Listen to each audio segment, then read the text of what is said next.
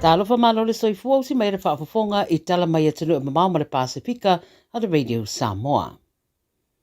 Momo atu mai Vancouver, ai titi mai peto o se fulu tasi wa maririu I le whaalawelawe, wa riputia mai Vancouver wa whaamatalaina le CNN, o se taawale nanga I sao lawa I se kulupo tangata sai lungo le tele, I le whaaringa po le festival sa whaia, e whaamanatuaitu a tangata Filipino, ma wa whaero fo I to o tele o lo marinu ai.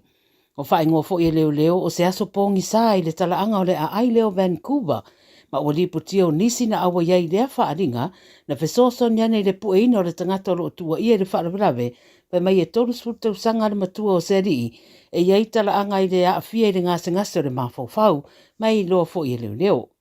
Whairoi di pote leo I la tōua maari riu e amata mai le 5 tausanga e o I le 5 tausanga le mātutua, ma le toa tele o lo manunua. Whaalamulawe na tupu I le whaiunga le vaiaso au whaamanatuai le lapu day o le ingoa le festival le whailonga I le community Filipino I British Columbia. Ua maua e leo le ali lea ma na whaatinoina le whaalamulawe ai le o whailoa po le atonu le mafuanga wa ia whaiai lea ngā yoinga o lo o whaawau I le so suenga. I Lucia ma Ukraine, wa whaidua mai le presidente o Lucia Vladimir Putin, wa toe maua lana fita le pitonu o Kursk, le atua o iai ma Ukraine, e ui o loo finau mai pēr Ukraine, o loo whaawau pēr fitawinga. Wai mai Putin, e li pote le CNN, wa matua whaia ina, le pūlenga a Kiev, ma ave ai lana whaamalo I lana fita, I le whaato I lanoina o fita Ukraine I le anō fuanga. Lo tu mau pele fina wane a Suisi ni o le whainga malo a Ukraine, e le moni whaamtaranga Lucia, o no lo whaia pēr feta winga. Whai mai e o ane le awa uli ana nafi ua toi titi fitu se fulu oso whainga a Lucia ua whaia ane, I no fuanga o iei fita a Ukraine. Whai loa le CNN o le vaiaso tā ua le nei, I wheuta na inga I le vau Amerika whaapea Lucia ma Ukraine, mo se fide mui le vaenga o le larorangi, ma ua vaia foi Trump ma Zelensky o whaia la tala noanga a o sauni to e sauninga o Pope Francisi, po Pope Francisi I le Vaticano, ma ua riputia foi se whaamantalanga a Trump na whaia e whaapea, wa o ane ilona manatu e fōringa e le o mana o Lucia e wha uma le taua lea a ua to tele lava tangata ua marini wai. I sa sae tu te tonu, o se oso whainga Israelu I le ea na lulu I nai se vaenga I le tu I saute o Beirut, ai le lewa lava o na fola ane le militeria Israelu o te tauananga I ese mai tangata mai le laumua lea o le panona. O ata mai le upenga ta whaelangi le Reuters, wa iloa atuai se afi tele o loo sa sawane mai se no fuanga na oso whaia, ma ua whaeloa sa taulai le oso whainga I se no fuanga le Hezbollah I Beirut, le e te waia na upenga o missiles. E leo iei se tari ane le Hezbollah I le teminei e tusa o ia whaamatalanga, a ua whaeloa le vaenga le puipuinga le panona, ua mai ona tapele afi na fua mai os whainga ia Israelu, ai le iei nisi na manunu ai. Whaeloa le fia o le presidente o le panona o Joseph Aoun, ia Israelu mai os whainga, ma ua una ia ai Amerika mafarani, ia fautuane ia Israelu e tau fia loa ia os whainga. O whaataria se tariane Israelu le mata upu, a lo liputia le popolenga o le tootele, e fōringa o le atoe a mata, ne fo I se isi whitawinga I le valea, a lo tau fofo atu isi whaafitauri o te tonu o kasa, ma isi no fuanga isa sa tu tonu. Mai le Pasifika I le atu Solomona, o le whaalurunga o whainga whaavae I le whainga malo le atu Solomona, wa ia whaailoa, o le fuafuanga alo na tunu ue mawaisi tseni e ala le Polkalame tau Inivesi, o le ale o I se tūlanga e manatu tasi ai na o tūlanga whaapisilisi, ai ngalo ai tūlanga patino I le atunu. Wai mai le ripote le leitio whaava maloa New Zealand, sa unua le palemia o le atunu o Jeremiah Manele, o lana whainga malo ua whaataatia ai le ala fua, mo le mau o sitseni o tangata e ala I le Polkalame le atau Inivesi, ma ia whaopopo ai, ia tupe maua le atunu, ma se fuafuanga o loo au fia I le lisi o mea loo ave iei le whaamua a le whainga malo I le urua I se lau waso o lana whainga malo. O le whainga o lea Polkalame anga I sao lava I tangata Inivesi mai atunu I whafo, e maua I le whaopoponga I le tamau a inga o le atunu, ma ua whailua le malo e umi lava se taimi whato a mata whaatino lea fuafuanga, a ua whailua fo I le vaenga o le awhianga I tonu ma le au unanga lea, e au ina manatua e tangata uma, o le sitiseni o se so o tangata aua I le bao le tangata ma le atunuu. Whai mai o le teminei o lo sila fo I le malo I tu uma I le lei ma lele le iei fo iei tu ai ngā fuafuanga whapea, ma ia wha mautinoa e sa o matonu lona wha tinoina. Talmulmuli, mai lea tukuki, ua whaeloa manino mai le whai lautusi o le soifua maloloina i le atunuu o Bob Williams, whaamaonia nei ato o toru isi tangata ua awhia le denki Faiva po le Faiva o pōna iwi i lo lato o tunuu. Whaeloa le whai lautusi e to o whaolo o awhia le teminei, ai le o tau whia le wharamai, ma o le isi na awhia mua le amatanga le masina o ta ua sa whai malanga i atunuu i whafo lea na awhia mai ai. Pai mai le matanga luenga lo mata i tū mal tutoa le atulanga, ma vave longo ina le atunu pe a wha wau pea o na waaia le wha tupula ia o tangata awhia. O le taimi muli na pepesiai le tenki Faiva i le tukuki, wha to a mai ai le lua awhelua sfutasi, ma talu mai lea taimi sa manuia lava tau mawhainga e tau fio fia ai, le toea a fia o nisi i le atunu. To e wha manatu le matanga luenga o aunga masani o le tenki, o le Faiva, tinga o le ulu, maso ongo le tino, whaafau ma le whaasuati se i turou, ti ngā mamata ia maa fianga lava e pei ona maita wina e luto tele. I o tala ia le radio Samoa mo lau whaafonga mai le nei fo ia songa fua manuia ngā ruenga o whenga iai. 24 hours a day, 7 days a week, Radio Samoa streaming live on www.radiosamoa.co.nz. Sunga o whenga whakao elo ka wale fo maunga Max Ila. Senga uka amilo i au kilangi. Mo koe foi mai lava i o tara i le Tire World and Auto Limited. Lea ma o aiso skoi ngā meg ma pa uka wale. A ole me Pico City. E ngā le lua lima ka alalwa ia so le kokongi. Le Tire World and Auto Limited e te moa i ta wale ma pa utau ngofia ia New Zealand antoa. Mo fo i se ti mag wheels mo so se i tu ai ngā ta wale ma le telo isi au unanga. Warren of Fitness i le na ole se fulu tala pia i wha i lo i eina e wha afafonga le Radio Samoa i nei wha abitoa. Talia wins quotes, cue cards, maisi. Walau lo le Tire World and Auto Limited i le lua fitu tasi tolu o mo pa uta avale. Po le lua fitu wha tolu lua o mo le fale inisinia.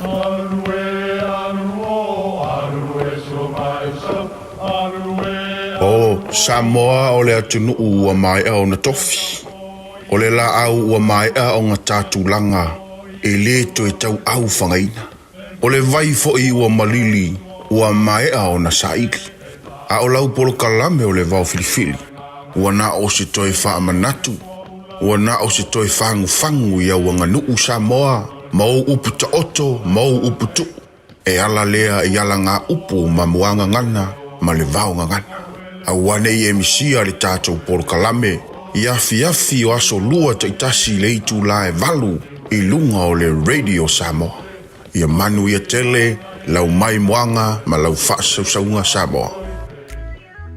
Wana o le whetu moana a onga amata po le moana Stars ECE le a onga Samoa i Manrewa. Toa tusi, lua tasi tolu, Weymouth Road, i tuane o le ekalesia e whakasai Weymouth. Mātou te tautua ma le wha maoni mo le whanau. A wale wha tāua ina o le ngana Samoa, a nganu, wha asino manga, ai mai se leo le wha kerisiano o alo ma whanau o le atunu. E tolu sifulu i tūla e le aise tutongi, mo le whanau e tolu tausanga manunga atu. Lua sifulu i tūla e le aise tutongi, mo le whanau e tolu tausanga anga i lalo. E te pena le whetu moana le tio le tai au. Whapea le tio le awa uli. Nappies ma wipes e mawafua. Whafsotai mai loa mo se awanoa o lo walo. I le olua tasi tolu lima, fitu valu iwa fitu. Olua tasi tolu lima, fitu valu iwa fitu. O le Casa Beds and Appliances, o le tali o umana onga. I o loa e whaato tonga ilo maota. Ini tau le lei, toi anangata. E mawai moenga ngā o si tutono New Zealand. Whaapea se tino fōa o le potumalo o lo. Lau ai manofoa, TV, la au pese, usa aisa, masini tā lava, telefoni fe aveai, maisi. A whiu ane loa i le whawhituwha Great North Road o tau, po le tolo fituiva Great North Road i Henderson. Le Casa Beds and Appliances, telefoni o valu se lau, lua, lima whāvalu, o valu se lau, lua, lima whāvalu. Radio Samoa. Taslima i watolu. Amo.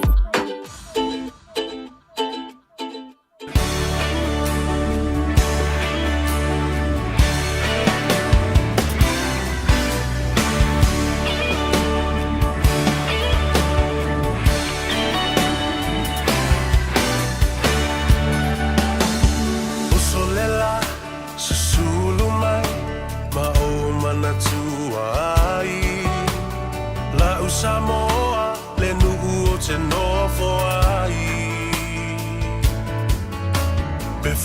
pefea na ngalo atu o I leva ai Samoa o le penina o te fia fia I ai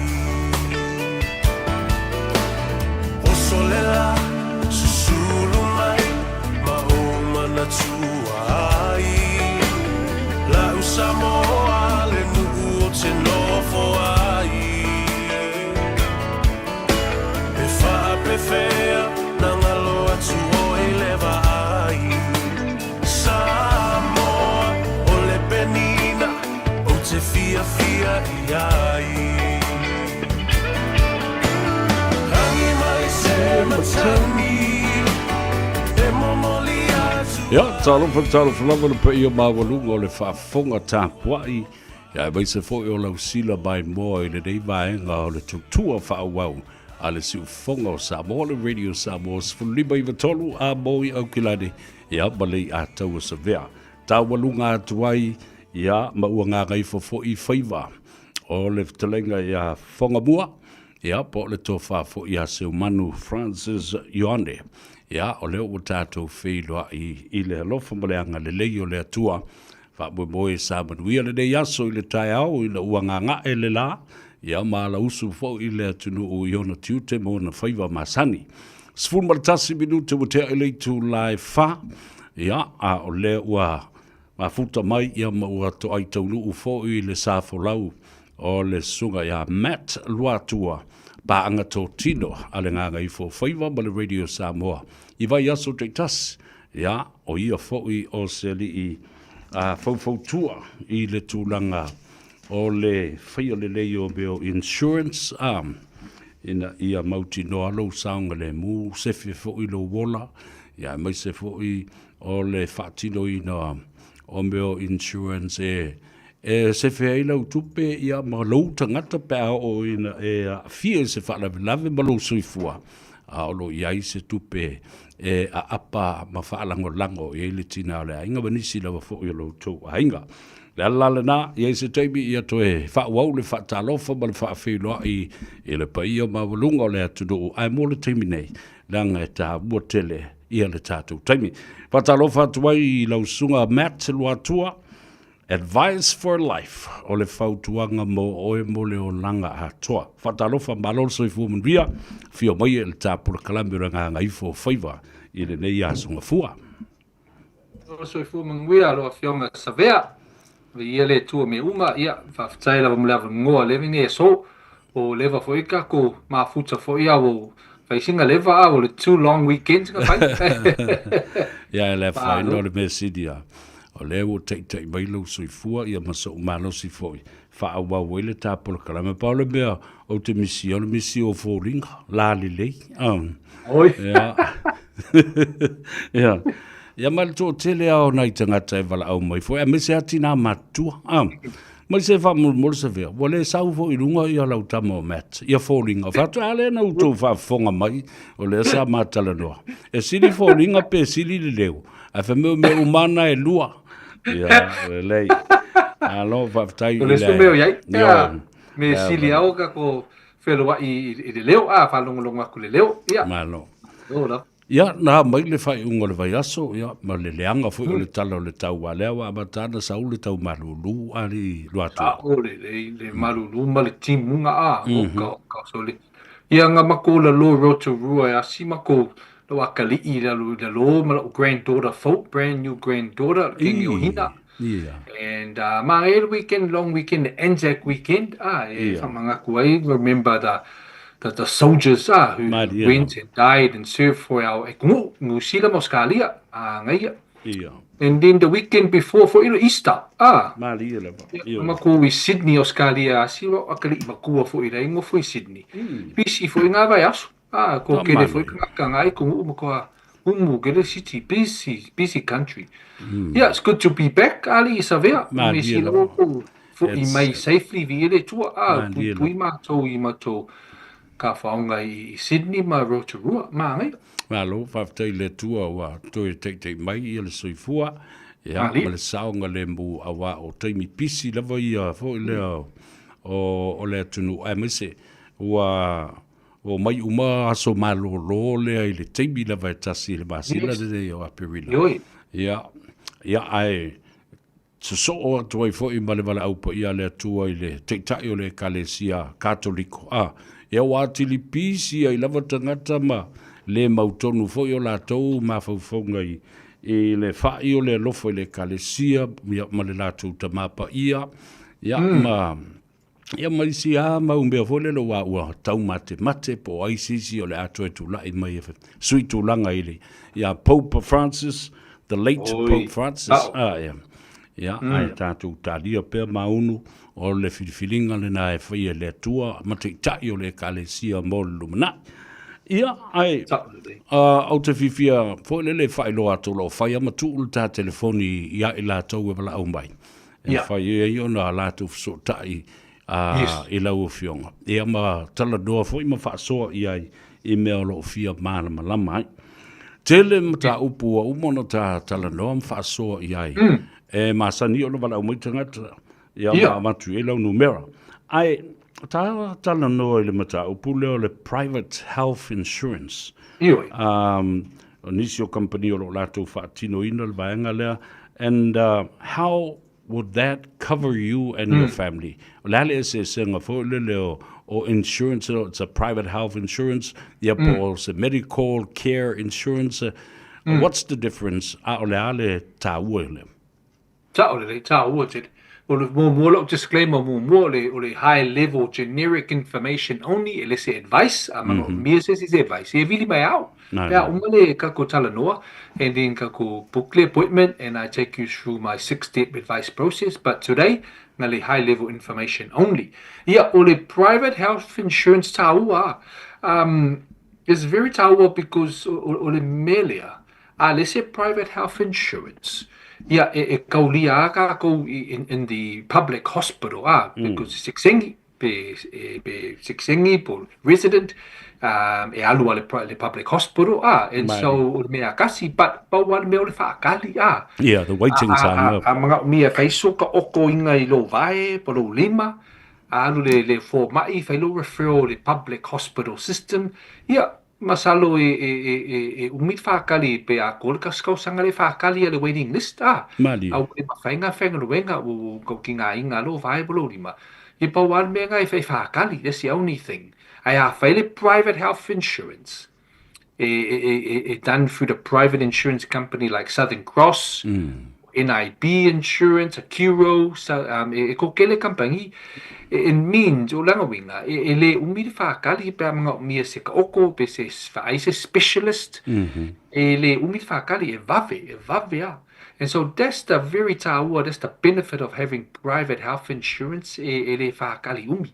And you go straight in, it's all paid for. Kongi umale le konga po le specialist, all paid for. So very taua for you and your ainga. Kameki. Oi malo ainga ma kameki e kava uma. And so private health insurance is very taua. Ai fai e kele fo io ngase pe fai levanga ula pe o kele mai be mamafa ele kaulia lo kava ke o decline o ele insurance company pe te fu ia alu fa ngoi lo boss lo pule nga wenga be mafainga faise private health insurance through the work staff scheme akale kongu lo pule okay we can do this for the staff kongi le private health insurance under staff group scheme and then it means for free. So that's another way. You can go through the ngalwenga, and there's no medical criteria. So that's another option. Option B. So private health insurance very taua for you malowainga. Mani te leo whaanongolongo mai ia lo usoa whaasale lau ia seumanu. E umalolo tātou talanoanga tae au mau sao ele pule.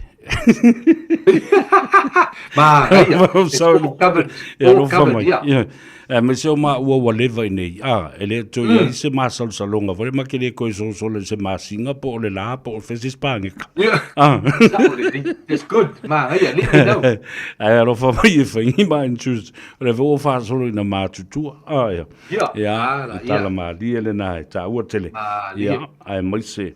E whai ama whailo atu i le atu nuu. O le telefono i le nei o le sunga ia Matt lua atua. E mwhai ona e wala au iei ma wha malama atili ia ma wha lau tele. O le o lua fitu, valu tolu iwa, tasi fitu, tasi wha. Toi wha whonga le numero le na. O lua fitu, valu tolu iwa, tasi fitu, tasi wha. Awa pe o le mata upu le o le tolu masino le ua whailo insurance fo le trauma cover. Lale umi le ta ua whamai tolu masina e mwhai e ona whapea e whaatalitali te hisi ai. Ma, ngai fisiri, o fisiri le masa ngai fisiri me o client au. A kau lia le cover le o le trauma o langa ngoa le trauma critical illness cover. E ese ma le private health insurance, e ese fo i ma le life insurance. Whaisina ese senga. O le koe ngā cover lea, e cover oe be fast fulu valu koe ngā mai ki ngā inga mai kumau. Like kia mai cancers, mai faku, heart attacks, mai fai ai strokes, ko kele koe ngā mai. So, o le cover lea, e ko kongi kupe a oe pe a maua mai. If you are diagnosed from the four mai with this koe ngā mai, e maua kupe te cover lo kaskau sanga lo kokongi. Pe lukau sanga lo kokongi, pe kolukau sanga, e ko kongi kupe lo bank account, pe a diagnosed oe koe ngā mai ia, o le lump sum payout. But, bawal me be careful of. In the first 3 months, a makal policy ngai, i le aso ngai, o le 28th of April, le aso ngai. O le first kolumasinga, e le cover oe pe a wosolo faku, pe maua cancer, e maua stroke, e le siku pe maua le first 3 months, o le stand down.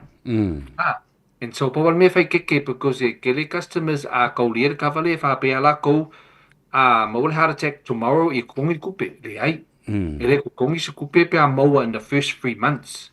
That's the only thing, they cover the first 3 months. Malo 3 months, cover lo oe. Cover lo oe, menga. O tasi la le vaenga tau te le ese bai le. A whapea la o le whaila o cover lea. Ai te o tupu se whalavelave a le beneficiary o lo to lua. I a po seisi o le whanau, i a po lo ai ngā toa. O le ale so tanga lea. E whailoa mai e le company insurance i ate. Oe pe whailoa mai e lau sponsor po o oe lena. O oe lena whaia na whaatawina le policy le tangata le.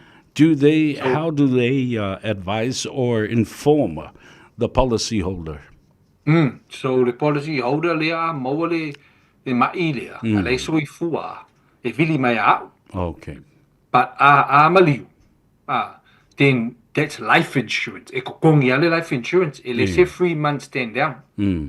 Family. But under trauma cover, first 3 months, e le kaulia mai koe ngā mai ia. But e vili mai a ule le policy holder. Ai a whai kupu whavelave le policy holder. Then e kokonga vili mai a o se sire ainga. Because ma kaulia fui o a uile e loa be a kupu se me ngaka le, I won't know se longa e vili ai a o after 6 months to do a review or 12 months. I don't know kupuse me le ire so it's up to the family to ring me pe a kupuse fala fala fa pe ta ua tele la le loa e le tangata awinga when you hold a policy it has to be e te tauna loa lo to lua te tauna loa se tangata o le ainga la finge polo kali lo kama ile whanga solonga le process lea e te talanoa iai 6 steps. Se i toi talanoa lava i le ma wha manino vaenga i tu ina atua i lau whautuanga i se tasi o leo mana o mai e whaisalua appointment e a po se a manoa fo i te rua whaidua i e. Ma, e fasili tā ua le fasili lea because o isi clients pe a whanongonongo mai ka ko talanoa ngai i lopu kalame alisavea. Bili mai au. E whailonga mako appointment ke alu e asile le client i la kufale e whape ka isi clients e ngale kasi ale meeting i a umalole process cover Ai le ai. I always whamakala o le 6-step process. E whaisinga umi le process. So le step 1 vili mai au. Vili mai pia umale mele. Book the appointment, that's step 1. Step 2, ke laku whale, whai laki meet first meeting. Yeah. Whai fact find information, find out engi mo kesi, engi e ka alafu, o le arko inga kawa ke mga umiei, o le health insurance, le ai, o le life insurance, o si trauma insurance, and then o le fact information only the first meeting. Le wakungi prices, le whaingi quotes, le first meeting, le information Ia aluloa o whaila o report, o le third step nga. Umalo report, ke raku e second meeting, e vailo clients for the second meeting lua. Ia o le fourth step nga, o le step number 4. Vailo le price, vaile quotes, maka lo le application. Send the application to the insurance company. Ia whaakali e mo se kongu le insurance company, they might want to check the formai notes mua. And that can take a few weeks. O le step number 5 nga. Step muli loa. When I go back to them with the kongu, kalosia le leil kongu, kaulia. Yeah, then I do the final offer. Ole step 6 nga. Ole 6-step process nga. Malo. So I always explain to my customers because it's our because ke ufa pele client o inga le kasiale meeting mo kongu le it takes a little while because we have to follow following the process le e salau. E maualo au I le whamasingo le ko the Financial Markets Authority. Kangola ko check la o file for my ui. Well, kamale he took shortcuts. Pelo, he just did one meeting. Yeah, salalo au. So I have to follow properly the 6-step process. It's very taua. Malo, c'est taua. Ya masi. E pui la ko, e pui fo ya. Ya wa fo la le fatal noanga le. Na o mea sa o ama mea moni mbale fa maoni e te fisilingi ai ele mfaina toi pepelo stangata ia te oi famtalanga patino ia na ia yes awa ola le te me tup mai fa mai claim ia vai le mo fai mai le mele ari I kali mi fa pe o I se mai fa pe nga mawai ta ole yes malesi me foi. After we do the application, when I asked him all those facilities, I emailed all the questions to them. And I say to them, Family, please check your answers and email me back. You forgot to tell me. And then that covers me and it covers them. So everything is up front. Yeah. Malo. La le se sengo le fa nga e o tatu tangata o lo fa fonga mai o lau tau tua ma lau au langa nai lo leo I isi private insurances po o isi fa le tupe ma tulanga fa pena la le ta o lo lua tala noa ma tawala tu ya te o se policy o le insurance right ma e facility sabe ya o la service e mo e free ele cost se mea. I don't charge you anything. It's for free little service. I the bank to compare with the prices. Or the bank, they only can use their policy. Ele mawhainga alula go to all the 5 insurance companies and say, yeah, give me your price. They can only use one price, the bank. But I can go to all the insurance company and get the different prices. So isilia kula o benefit o service I the area there. The other thing is, aluele bank if I do life insurance. Ko vilu oi mai out of my oi mets. Someone mo lava sorry wa lo bank ya tai lava mo sai malo all your hard work, but I'm gonna stick with the bank. Yeah, okay. If I inga. The only thing ako vili oi lo bank lesiaso and the next week or the next 6 months if isili so fisili ke mga umia fisili le li nga sign oi. Wale mawhainga ko contact le li because the bank will give you someone else. Because ole bank is too big and busy. Ile fa pe sengi oi kama Samoa, then you're going to get the same kama Samoa le ai. You're going to get an Inkia person the next day, then a Sainga, because they're the bank. But for me, if I look after you, I can look after you all the way to Kupus Faravelafi. Malo, so that's very tau point of difference in our service. compared to the bank or the insurance company. They just sign you up, they just leave you after that. They go, you don't get the same service with the same person. Malo, ese taua. Yeah. Ole, olu fitu, valu tolu iwa, tasi fitu, tasi fa o tali tonu, awa ne neima ta upu peone o fai atu le telo o tausanga. O sema ta upu e se a fia tala noa i aisa moa leanga, e fia wawa aisa moa i le me tupu maimala na tupe e whao ngā au lai ola. E ni kai, e ka waku loro mea ngā ora ka woki ska mai, wo. E musu tele faile, e faise mea wapea. Eleva ai ai. Eleva ai ai. Yeah, all the insurance and prices and premiums. I say, si ai pea I tausanga mo sui fo le tau. Lunga kausanga uma. E se clients that renewed masinga ngai, insurance companies send them the email, the letter to remind them, it's the 1 year anniversary. Awalu lunga low insurance premium by a few dollars. Because the reason why, because of the inflation. Because inflation, the prices, the bingsingi, everything's going up every year. And so the insurance also goes up. And the other, mesimea, if I loas whangau every year. So every time e makua, the next year, you're 1 year older, e halu lunga le kau. And so, it felt lolo for the first lima kau sanga. It felt lolo. It only goes up a little bit.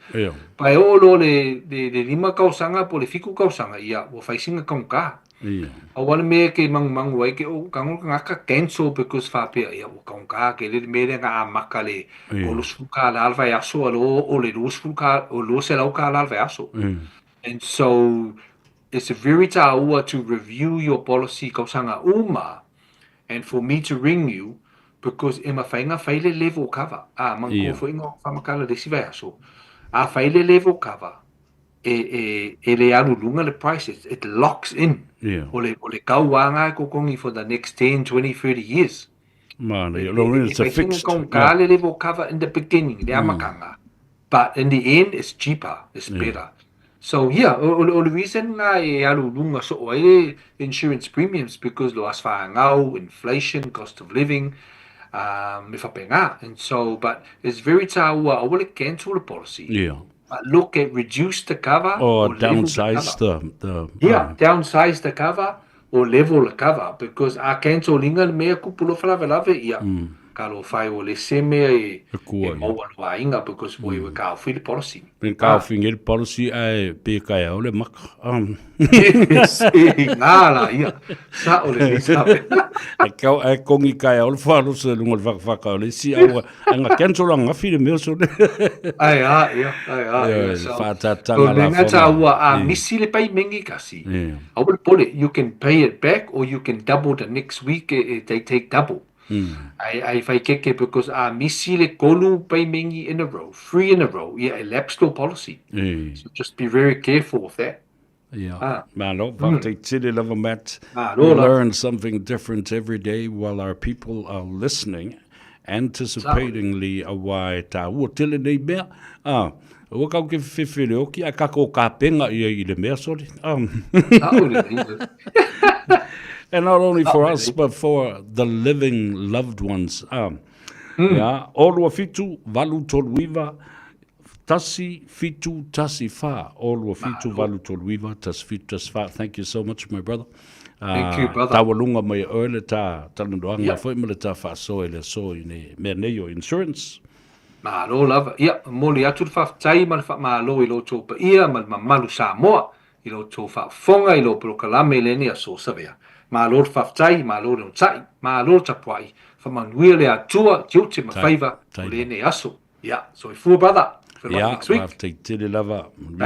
Look forward to catching up with you next week, my brother. Take care. Thank you, brother. And be safe. Fast before. Le na tanduanga na male sunga le li. E whaia le fautuanga mo oe. Advice for life, Matt Luatua. E te maua le telefoni ole o lua fitu. Valu toluiva, tasi fitu tasi fa, olua fitu, valu toluiva, tasi fitu tasi fa. Alo whaftai fo I le tātou insinia, te lenga ia whonga mua, Ia, po le tau whafo i a seu manu Francis a Ioan wa levanga fiaru le whan. Ia, a o le au nanga ma le tautua, e le mawhai ona whai titi a i le nganga whaftai. Whatalo whailunga le tātou api o fōlinga o Sa Sally Tulima, ia whapena fo i le fionga ia fonti. The voice of Turisi Samoa, mai i Brisbane i Australia, whatalo whatu lau fionga fonti, ia po lau ftalinga fo i so alo a lo loa so tātou te le whailoa. Ia e wha malo, le on sai ma le loto tele, ia ma le wha wha tōtoa i a tātou pole kalambe, ia ma le tau longo pēr i le atunu i mea o lo tutupu i Samoa. A o mea sa o ame i tātou talanoai. Mai tātou te le fefe foi pe alo i le tu i nātu o le mea mori. E tu salava pē ti ngā i le whaalongo listangata. But people have to learn to accept the truth. Ioi, ma lātou mana malama ai la ia le. Ia mora si le whiara whanti. Le foi na mai lunga lau porokalame. Ia le foi lau amatu lunga lau porokalame le a tau sa vea. I le ngata i le nganga i fo Faiva. E whapera fo i le tāno awele asto. Nawa umau na fautua tuai ia malapata i fo i le sunga ia Can. Ia le fai mai. Can, Canada. Ioe. Le mai molo te bia ta ua ia suafa mamalu a inga mamesina a inga. A o le tangata lava la tau ia. Le o umana matu lapta inga. Le fona whai atu i le tōtele o i la tau o tau muli ai. I le tamalea. Ina ia nga whai ai. E wala aule i ato sa vea. O le o tau no o ia tusi. Tusi mai a inga e wha mai au se talia. Ia au te le whai atua po le a le mafu ango tusi nei. Ai le o ni mata upu le lei. Whai i ai e vili le i ato sa vea. Mamanu o maualo wa vanoa. O lua tasi lua iwa fitu, lua iwa wha, fitu iwa lua fitu. O lua tasi lua iwa wha, fitu iwa lua fitu. Pea ko alofa e kou kama na whale, vili le i ato sa vea. Ioe, io foi ato e. Ame le ato. O le olanga ato o le tamale nā. Sa pui pui lima ma ao o le ato. Ioe. Upu saolina. Lea la uto e fo i mai i New Zealand nei. Ia lea e su e mai lava e tangata mai Australia. Lea la e taatitia i tusi a inga nei ia lato mata upo. E ta tau no tau whai e pēr whai tau te muli a pongi saha i le tamale na. Ua tele me ua tutupu ai. E whiu le tangata ambi o leanga e sola. E lea ma whai o na sola. Pe to alu sisi paneta po fe sisi be ta u tu di apa. Ai sola me Australia que sola me New Zealand. A sola kui sola fo i Australia. Tire alu sisi pa e te lotu foi. O ai le e lango ina o to. Matato o tato tangata Samoa. La le me tato te tau wha valea ina ilo tato watu nu upele mo tato tangata mo lato mana onga. Ai le ma whai ona tātou tali atu. Ioi, mea la nai le ina whai atu. Aua tātou te polo misi, ma tātou fola i tangata le tātou atunu. Ni mea, ele ma whai ona utou whai a. Ai whaalu ai tupe tangata, whaalu ai le malosi, whaalu ai malangona o loto ma mawhau whau. Ma polonga ai la ele o loto. Ioi, whaalongo le mai pua talinga oro. A mese o tau nele au tau wha valea. Lalan mo tau leo e wha valea i le ngana peritania, nisi tangata ese. Ioi, ai so na whai o tau winga mata ngā i o tātou tangata. Ioi, tala sa o tala nā lea watu nei. Ioi, tu ulu meo le tau wha valea. Tu le meo le tau wha valea. Ia, ma le ofo i nātu. Oni me ma whai no tau whai. Ai le ini o tau whai longa e whaatino ai mea ia.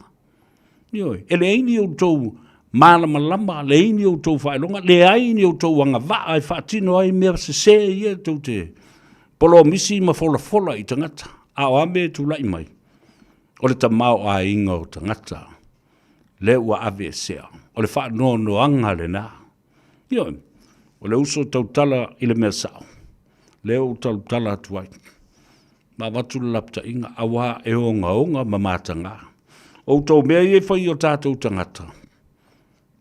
O tātou tangata fo lava e toe sisi e le ua o resi tangata. Ma whaatau tau ai i le awala i a tangata. La tau te whaia mea nei. O le tau whaavalea i o tātou lava tangata. Ena na, leo whaia tuela ia o tau le tau munguli taman. Awa o te whalong, e le tai tali mai i sa o polokalami. Le tai ma whai. Ai, o le maua le awanoa. E te wala au mai ai i a te au. Let's sort this thing out. Why are you scared to call me and say your side of the story? Because you know it's a serious matter. It's a serious matter. Le wo o tu lumo o la fo i o le ofiso o le leo. Wanti la io. E whai atu ai le mana o e whai i le me e fo ia ai i le whawhita au lilia. Awai alofa tu fo ia te oe malau ngā luenga mau mena e whai. Whai la le mea sao i o tātou tangata. Ai o tātou te whaavalea ina. Ma wha māsi asi o tātou tangata. Ma wha mativa ina o tātou tangata i o lātou ta mao ainga. O tupe foi e ngā lulue mārosi e maalua i afu o tangata. People's hard-earned money. Ioi, nalale nā te whapena atua i a te oi. Awa. E le ai ma se marusi anga o le tula fono e te alue ave le atou sa vea. E whapea o whaaleanga ina ma wha mo toa vai mai. Tusi ma li siti.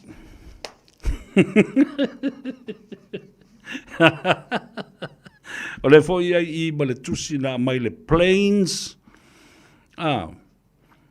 Departments of Police in Brisbane, where they're warning to the public that ever crosses pathway with this man.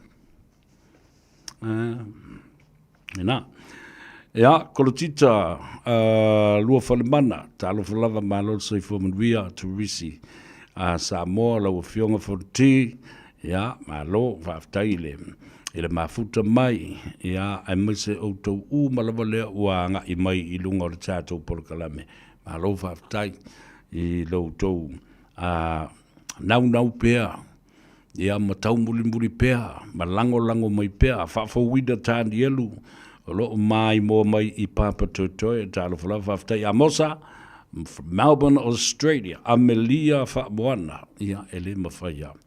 O le whailau tusi lea o le au tusi malama le tātou wasenga si o tō whine a Fortino Iosefa, ma Erolini Iosefa, ia whapena fo le tātou ta māmatua, ma soe tāuli Iosefa, ma le tātou angkoli a tui māwalunga tāuli Iosefa, ma le whaltua, pe a whai o tāwha whao pea, ma maua le lua, whaamaduianga e o iwa aifo mai, o maua lau o rua si seni niusila, maua I tala vai, ai le fo mai, whai le application mo whale o tangata mātutua, elderly housing projects, le nā, oka e le nā whaamirianga. Ai whapena fo I Maria Lesina Tavae. Watching you surveil from Sydney, Australia, o Colleen Torrea, talofa Colleen, o mai oele te maitai, o lave iao umi. Good afternoon. Me manuia le polokalame le atou sevea Peter and Eliko. O fela from Saint Malachi in Ranui talo fai. Whawhetai o le naua e tā ua mai le sangato malaki. Sangato malaki mai I Ranui. Oina. Na fua ile au fai pese lea e ta ua o le sangato malaki kwaya. I le tele o tausanga 27 years ago. O le au fai pese sidi ale na mua le tō tele. Na mapu eina ma le sunga I a sale ula. te lenga ia se mau, mā te i o sangala. Ioe, po o i le lato hall, i le sangato malaki, i nai ranui, se umala ia, ona o tang o le tātu se pese, e mana tu ai, wa to telefo i lato o malanga i Australia, to telefo i lato o fai i langi i le fōlangwa, ia ai le mawhai o na ngalo le mātango fie, o si ufofonga o i lato, sa pepese ai le au fai pese le na, ale Ekalesia Katoliko, i lona palisi o le sangato malaki. Peter Enrico, watching you from Waitakere, Malakai, sangato malaki ranui, o whaalelei tandielu talofalava, o i lea wa misi atu turisi la wa fionga fonti, Kolotita, Filippo, Lome, Tuitama, Petelo, Fia Popo, Fia Popo, Molivaa, and Daisy Apsala talofai. Watching you from Melbourne, Australia, talofai isi oso, ya, alo lava, leon sai alapati le la ulu. O Pule Maliko, o Halio, Ila Lio, o iso le talofai. So ifu manduia le atawa, vi ia le lii, i le malosi, whaawawai ia le au unanga, ia, manduia le porokalame. O lo o mātou matamatatu i Victoria i Melbourne. Ia, nā lo, whaaftai, o to uma. Remember, press the like button, share our program, and I will appreciate if you leave a comment. You know, a positive comment. Yeah. There's a negative comment for you. Ultimately, fia lava. Yeah. E whai tau ma o ata iai ma analyze. Po rea tonu le tu inga whare tangata le, yele tangata le, malana tustu singa. Patalo whapitoa ia tau tau lau whainga luanga tatofi le tua. Ya, ma o tau whale tua. O le whaiwhi au fōu ma le whale tua. Ia, whapena fōu le whaiwhi au ua malo lo manu malo. Alo le ngā ruenga sa au tau whitai tunga iai ma tau swasu le ipu vai o le ola. Wa moe sa manuia le sa pati le aso ne nafi. Ia, whapena fōi. Ia, le tapo inga le Ekalesia. Au le Ekalesia Katoliko Roma ile lalolangi atoa. Ia, ai una ua whaata oto atu ma te te le sāfo lau. A ngā i polotu o le fionga ile te mapa ia. The late Pope Francis. O tā hua telefo i le tu ua le malo ma le wale au pa ia le tua. Ile te mapa ia ma le te itai o le Ekalesia. Na mimilo ia ue le anganga. O te tau muli e whai tau i talaanga o pope paulo uma sa iai. E lua se lau luas ornos furu ma leono. It was interesting to read each pope and their times, their messages. Ese. Ai pei ina watau mai, o Ioane pope paulo le lua. Se tasi sa matua a ngai ai ia le lofo o le Ekalesia, ma le atu malalo langi. Ioe. Pe o pope o tamapa ia na e lua, mai le vaitaule na o Pope John Paul II.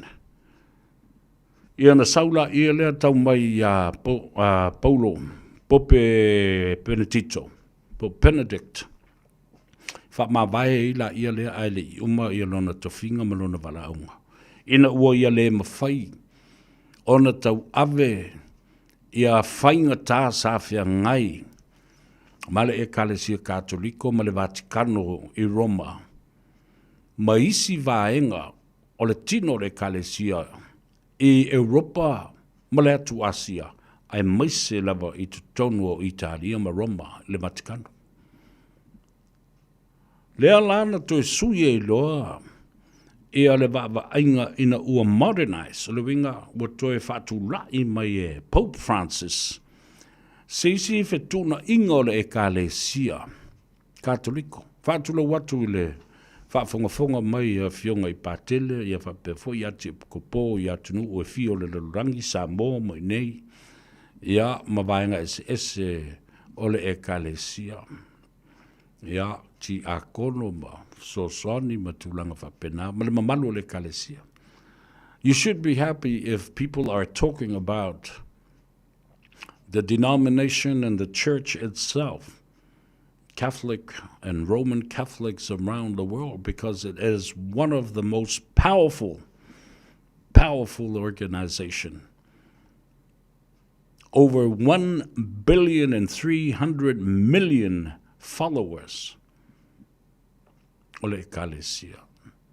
E tā ua I la, aisea. Leanga, ile lalolangi atoa. Na paule ole ekalesia sa tu. E te te atu I whainga le state.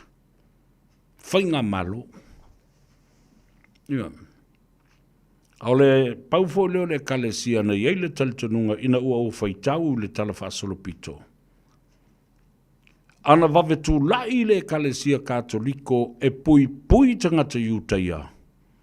E reo o le 1 miliona tangata mariliu. Se manu e tu lai foi le ekalesia e te atu I asiamani ma whainga sawa le te malo Adolf Hitler. Ka malo iki la.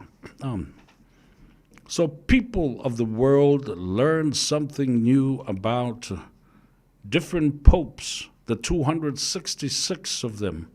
And now we're waiting for number 267. And I advise you and suggest that amoso taimi. Awai le se me le angai. Lausu su e fo I oia ma fai lau sa I ringa. Lau research and your analysis of the different personalities of these well-known leaders of the world. Powerful. Yo te whaatulanga na maile na ele fionga le mapa ia Pope Francis that gave us some hope and the new vision for the Roman Catholic Church around Europe and in Rome and Italy at the Vatican. Ta ua tele la tōwia. Tau se sira la ile suinga e Pope Francis o le mata upu leve vesia nei ile aia tatau o le whaipuiponga lista malo ma lista malo o le sifafine ma le sifafine. Ina ua siringia te tai ma le vasenga o Cardinali and the Dean of the Cardinal College, le Collegia Cardinali. Ai whai mai le tala, ele mawhaiuna ngalo ia tau, le sau noanga a pope whalanisisi.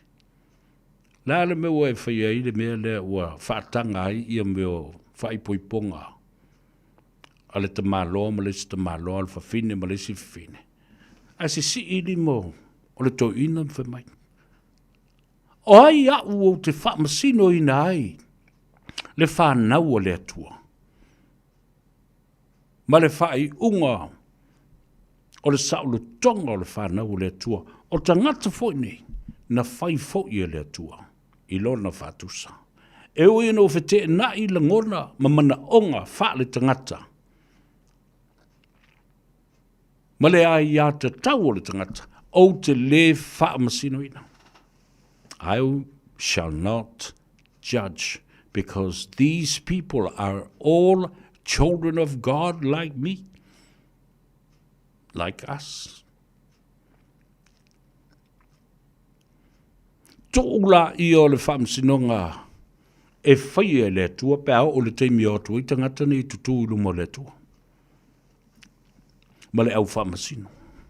It is whaamsinonga whangu swafan me le whaia o le criminal court. Whaamsinonga le ambio ton. Ai whalongo le ngali ina I Sydney. Is tamaleo sa ia masiona sian tamai lo matua le na. E whai tautu spa. Mai langa o tātou o le whanau o le tua. ua nā o i tātou lo tātou sa ili la mi o tonu o le tonu. E o kau nā kūwhanga ua kuanga where ko, e whawhengi kanga. Whawhengi kanga i ia whasanga sanga i whalua, tua whaleanga i a lauri. Lauri ngau i o lauri la tōnga lona tala pelo. Nanga reo se hatali i o le tua. Lau o tua i mara whale tonu o le pāremia la tō. Nanga reo se hawhawhini o le tua. Se ngā mea maali. Mea maali. Ia, Sam Pasina Nico, mā lolo sai whamunwia. Whe mai, mā lo whasoa e winga i le taimi. O si o tātou tamā, Pope Francis. Because my talking to people about my analysis and research on Pope Francis will open up the door of knowledge and intelligence for the younger generation that nā re whālonga o taule te tai o le kalesia, taule pope, taule ala le tā ua o nei te tai. O i la tau fo i na whiriwhiria e le tua. E ai fo i awala, the due process of how they are elected and selected. They are also men of God, chosen by God. And whatever authority that they hold in this world, and accordingly to the church principles and due process as well. E o ngā tele. Talo fal tua whina e alo ese le fono, alo le soifo mwia, la tātou wola e tāle pese lea, sa ngato malaki, e mana tua i pēa, le nā au whai pese o le, ve maia, ia stamo pira ene liko. Ia, pe mawhainga ka au se pese, le nale, sa ngato malaki at its best, o la ulupe oivanu.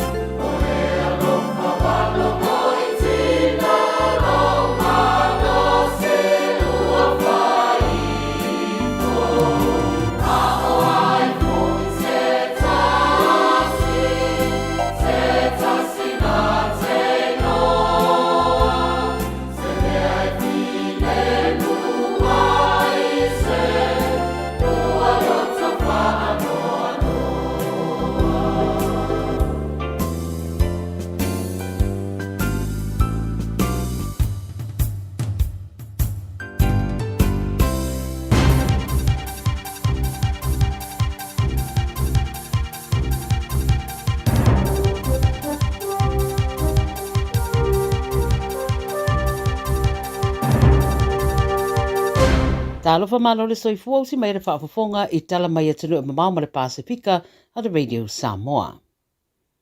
Momo atu mai Vancouver, ai titi mai peto o se fulu tasi wa maririu I le whaalawelawe, wa riputia mai Vancouver wa whaamatalaina le CNN, o se taawale nanga I sao lawa I se kulupo tangata sailungo le ala tele, I le whaaringa po le festival sa whaia, e whaamanatu aitu a tangata Filipino, ma wa whaero fo e to o tele o lo o marinu ai. O whaingoa fo I leo leo o se aso pongi sa I le talaanga o le a ai leo Vancouver, ma ua liputia o nisi na awa iai lea whaaringa, na fesoso niane I le pueina o le tangata o lo tua ia le whaarabrawe, pai mai e tolu sputa usanga le matua o seri, e iai talaanga I le a fia I le ngase ngase o le mawhauwhau, mai loa fo I leo leo. Pai roi di pote leo leo, I la tau ua maari riu e amata mai le 5 tausanga e o le ono sfu 5 tausanga le mātutua, ma le toa tele o lo o manunua. Whaalamlawe na tupu I le whae unga le vaiaso au whaamanatuai le Lapu Lapu Day o le ingoa le festival le whaeronga I le community Filipino I British Columbia. Ua maua e leo leo le ali lea ma na whaatinoina le whaalamlawe ai le o whaeroa po le atonu le mafuanga wa ia whai ai lea ngā yoinga o lo o whaawau I le so suenga. I Lucia ma Ukraine, wa whaeroa mai le presidente o Lucia Vladimir Putin, wa toe maua lana fita le pitonu o Kursk, le atua o iai ma Ukraine, e ui o lo o finau mai pēr Ukraine, o lo o whaawau pēr whitawinga. Wai mai Putin, e li pote le CNN, wa matua whaia ina, le pūlenga a Kiev, ma ave ai lana whaamalo I lana fita, I le whaato I laloina o fita Ukraine I le anō fuanga. Lo tu mau pele fina wane a suisi ni o le whainga malo a Ukraine, e le moni whaamtaranga Lucia, o no lo o whaia pēr whitawinga. Whai mai e o ane le awa uli ana nafi, ua toi titi fitu se fulu oso whainga Lucia ua whaia ane, I no fuanga o iei fita Ukraine. Whai loa le CNN o le vaiaso tā ua le nei, I wheuta na inga I le vau Amerika whaapea Lucia ma Ukraine, mō se whire mui le vaenga o le larorangi, ma ua vaia foi Trump ma Zelensky, o whaia la la tala noanga a o sauni to e sauninga o Pope Francisi, po Pope Francisi I le Vaticano, ma ua riputia foi se whaamantalanga a Trump, na whaia e whaapea, wa o ane ilona manatu e fōringa e le o mana o Lucia, e whaa uma le tawalea, a ua to tele lava tangata ua mariri wai. I sa sae tu te tonu, o se oso whainga Israelu I le ea, na lulu I nai se vaenga I le tu I saute o Beirut, ai le lewa lava na fola ane le militeria Israelu, o te tawananga I ese mai tangata mai le laumua lea o le panona. O ata mai le upenga ta whaelangi le Reuters, wa iloa atuai se afi tele o loo sa sawane mai se no fuanga na oso whaia, ma ua whaeloa sa taula I le oso whainga I se no fuanga le Hezbollah I Beirut, le e te waia na upenga o missiles. E leo iei se tari ane le Hezbollah I le teminei e tu so ia whaamatalanga, a ua whaeloa le vaenga le puipuinga le panona, ua mai ona ta pele afi na fua mai oso whainga ia Israelu, ai le iei nisi na manunu ai. Whaeloa le fia o le presidente o le panona o Joseph Aoun, ia Israelu mai oso whainga, ma ua una ia ai Amerika mafarani, ia fautu ane ia Israelu e tau fia loa ia oso whainga. O whaataria se tariane Israelu le mata upu, a lo liputia le popolenga o le tootele, e fōringa o le atoe a mata, ne fo i se isi whitawinga I le valea, a lo tau fofo atu isi whaafi tauri, o te tonu o kasa, ma isi no fuanga isa sa e tu tonu. Mai le Pasifika I le atu Solomona, o le whaalurunga o whainga whaavae I le whainga māloa le atu Solomona, wa ia whaeloa, o le fuafuanga alo nā tunu ue mawaisit seni e ala le Polkalame tau Inivesi, o le ale o I se tūlanga e manatu tasi ai na o tūlanga whaapisilisi, ai ngalo ai tūlanga patino I le atunu. Pai mai le ripote le tio whaavau maloa New Zealand, sa unua le palemia o le atunu o Jeremiah Manele, o lana whainga maloa ua whaataatia ai le ala fua, mo le mau o sitseni o tangata e ala I le Polkalame le atau Inivesi, ma ia whaopopo ai, ia tupe maua le atunuu, ma se fuafuanga o loo au fia I le lisi o mea loo ave iei le wha mua, a le whainga malo I le urua I se lau aso o lana whainga malo. O le whainga o lea Polkalame anga I sao lava I tangata Inivesi mai atunuu I whafo, e maua I le whaopoponga I le tamau a inga o le atunuu, ma ua whailua le malo e umi lava se teimi whato a mata whaatino lea fuafuanga, a ua whailua fo I le vaenga o le awhianga I tonu ma le au unanga lea, e au ina mana tua e tangata uma, o le sitiseni o se so o tangata aua I le bao le tangata ma le atunuu. Whai mai o le teminei o lo sila fo I le malo I tu uma I le lei Ma lele le iei fo iei tu ai ngā fuafuanga whapea, ma ia wha mautinoa e sa o matonu lona wha tinoina. Talmulmuli, mai lea tukuki, ua whaeloa manino mai le whai lautusi o le soifua maloloina i le atunuu o Bob Williams, whaamaonia nei e to toru isi tangata wa awhia le denki Faiva po le Faiva o pōna iwi i lo lātou atunuu. Whaeloa le whai lautusi e to whaolo o awhia le teminei, ai leo tau awhia le wharamai, ma o le isi na awhia mua le amatanga le masina o ta ua sa whai malanga i atunuu i whafo lea na awhia mai ai. Pai mai le matanga luenga lo mata i tū ma le totoa le atūlanga, ma vave longo ina le atunu pe a wha wau pea o na vaaya le wha atupula ia o tangata a fia. O le taimi muli na pepesiai le tenki Faiva i le tukuki, wha to a mahe ai le lua afe lua sfutasi, ma talu mai le taimi sa manuia lava tau mawhainga e tau fio fia ai, le toea a fia o nisi i le atunu. To e wha manatu le matanga luenga o aunga masani o le tenki, o le Faiva, tinga o le ulu, maso ongo le tino, whaafau ma le whaasuati se iturou, ti ngā mamata ia maa fianga lava e pei ona maita wina e le to tele. I o tala ia le Radio Samoa mo lau whaafonga mai le nei fo ia songa fua manuia ngā ruenga o whenga iai.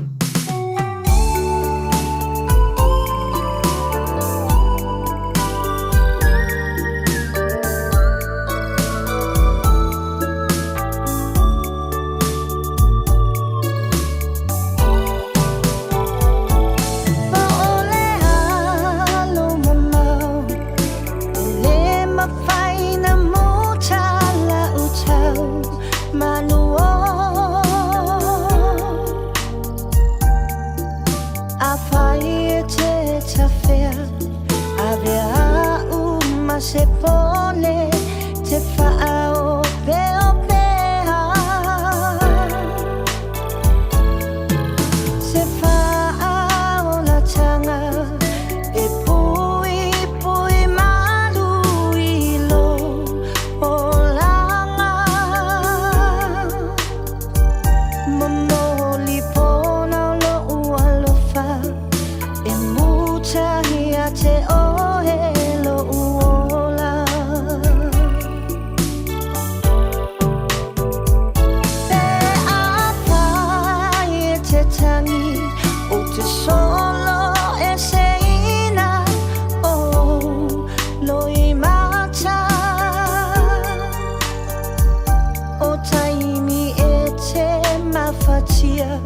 o te fusi mau oe whaama whana whana a e tō wha i le pō a vea ia o a ue whai mau leo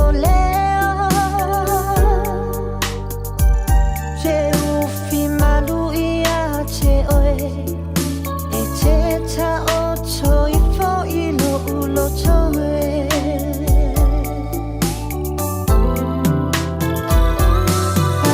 a nau ta inga na o mana o na upelele tama futanga ia aua te i whano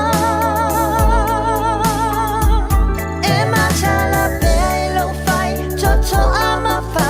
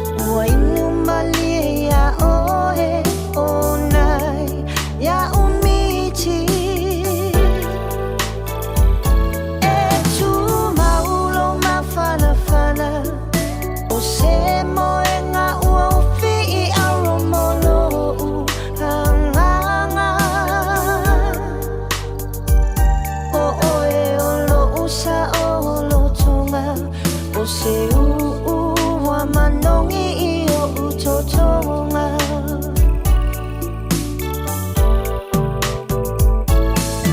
A e sautia I le sau E tatala tulo fatu e whai mau I e afu Me a upu ia le lo famoni E le manunu ai lo ufa a maoni O te tatalo I le langi Ia fusia le tama futanga I le fea lo fani O ti I lo fata fata E a uma o lo une o langa fata waa Ia le nā, le siu whonga o mauto tasi a suao. Ia, e tawalunga ia tātou telefou. Ia, e mai se o le Pasifika. Ia, mai si a tunu o le larulangi. Mai au se talia, I le tamai tai o Miriama po mare. Maua sisi wha poponga I le teimi lava e tasi ile a soa tai au. Ai, a vea fo le nei a manoa e wha talo whātuai le pulenga o le tātou whale ta vale le Omega Cars le telenga e atongi sia Pio Wilson o le maua sa avanoa tātou te mafuta ai o lo whai lava si pisi ia whapena fōi ia le sainia o kon kalate fau mo I lātou o le ua a taliaina lātou tātou sanga le finance company o ringalo ia te oiwala au le sunga ia atongi sia Pio Wilson I le o luatasi whawhituono lima whatasi. O luatasi whawhituono lima whatasi. Ia po le lātou o fisa fōi. O le lua fitu fitu lima valu tasi lua. Lua fitu fitu lima valu tasi lua. Ale o le nā. O nā ngai le lātou tuatusi. Lua se lau Cavendish Drive I nai Papatoetoe Manukau 200 Cavendish Drive Papatoetoe I Manukau ia whamaro fui whaftai I nei pisinisi o company o loo ngā lulue I alo matama whanau o Samoa o tamari ima whare tua fui matausi ia o loo lātou lango I na pēr ale si ufonga o Samoa ma le Radio Samoa ma le tele o tausanga o tuanai ia o mai lava I le taimi le nei ia le ai whai kako whai poiponga le ma mau le leia tātou a tautinonga ma tautonga ma I lātou nei ia ma le lātou wanga le lei ma le fesosoni mai ele tautua ale si ufafonga o Samoa alo ia le si tātou whaatalanoanga o lo o talia le taimi le nei ia o le fionga le tamaitai whai musika ia fionga ia whapulea I Helen mo nanu tupai. E whapipi e le suafa mo nanu langa o lena. Whai maile toia I nei, lesi mātalanoanga male a fionga ia lea ia whapuleai. A whapuleai, ia wakau ngalo ia oile ngol koi inga, ia mo nanu. Ia nala ua whapipi I lava iai. Ia le fionga ia whapuleai, Helen mo nanu tupai. Le ua whatasi mai, ia le fionga I le tamaitai whaipese, ia le awa tele mo le wha aloalo e te tauai. Wa lolo fo'i le lātou sanga, ia baise fo'i o le whaalinga sa whaatino, I le wawa I atu mo le moli mau, I le to o tele o I lātou, sa mai moa banga I atu fo'i, e tapu tapuai, ia malango fo'i le wha moe moe, o le Mana Moana Signature Choir. Whatalo whatu lau fionga whipulai. Whaftai lea tua o maua la fo I se avanoa. Ia lea ua umatu le kirisi masi ma le tausanga fau. A le whautaa tā whiloai. Ia ai sa moli mawina. Ese le tā ua ma le mātango fie. O lea fo I wha moe sa alo ia I lau fionga. I lea loli. Whatalo whatu ma lole soifua mduia. Whaftai fo I mo le teimi wa wha avanoa mai. Ia ma lole soifua ma le langi mama ta alofa lava fio mai le tāpura kalami o le Gagaifo Faiva o Samoa I le nei au auli o le asonga fua.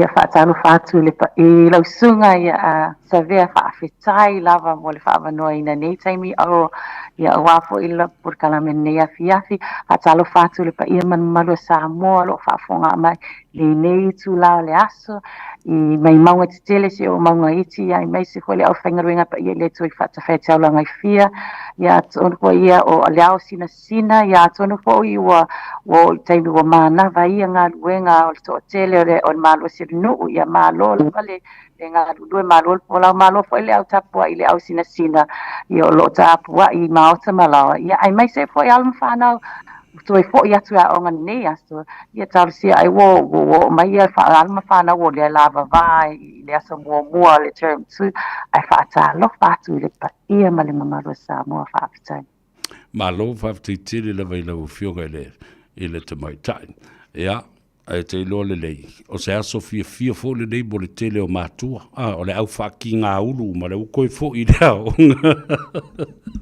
le au fa longo kaka ia ai ua fa tu nga tata buiti ua faisi umbi o faile la tu ta faonga ma le malolonga au I o lea fa le tu le fo tato e fei lai o amai la o fionga I lea lo li ma lo ainga e me se fo isi o ta mama tu ai o fa longo be le wala ino tang lo fa vai mai kai ko fa longo me fo ko inga I kai I le tu o e o le mo nanu I no fa I la paptai la save mana vai vai ne la stunga ia o le lava e manuia lo si fo ia mato I nei Wellington e we lava o mai tau malulu ia ai le maua pele ola ma lo si mai le ali ai pe sili atu o inai au kilani il mostede ia malo e mo na vatu le fa malo mal fa tai e le tapenanga sa fatino le nava I taimi I le uruai a tauwanga ma le whaalinga lea sa fatino. Sa nofo le mo se avanoa ta te whelo ai. Ai na o tuu tickets I se tasio a uo le sunga ya tūlanga malon whaletua ma sio la tūtina. Whamai tō te mafuta ma masani le lei. Ia mau o atu ai fōi e mai moa ia le fōi whawhiwhianga I le lo. E o lea se langona sa ia te o na ua mai a matawa lunga uma ia whawhiwhianga ma au whai pese ese le mātungo fio la tu si whonga ma tāpenanga.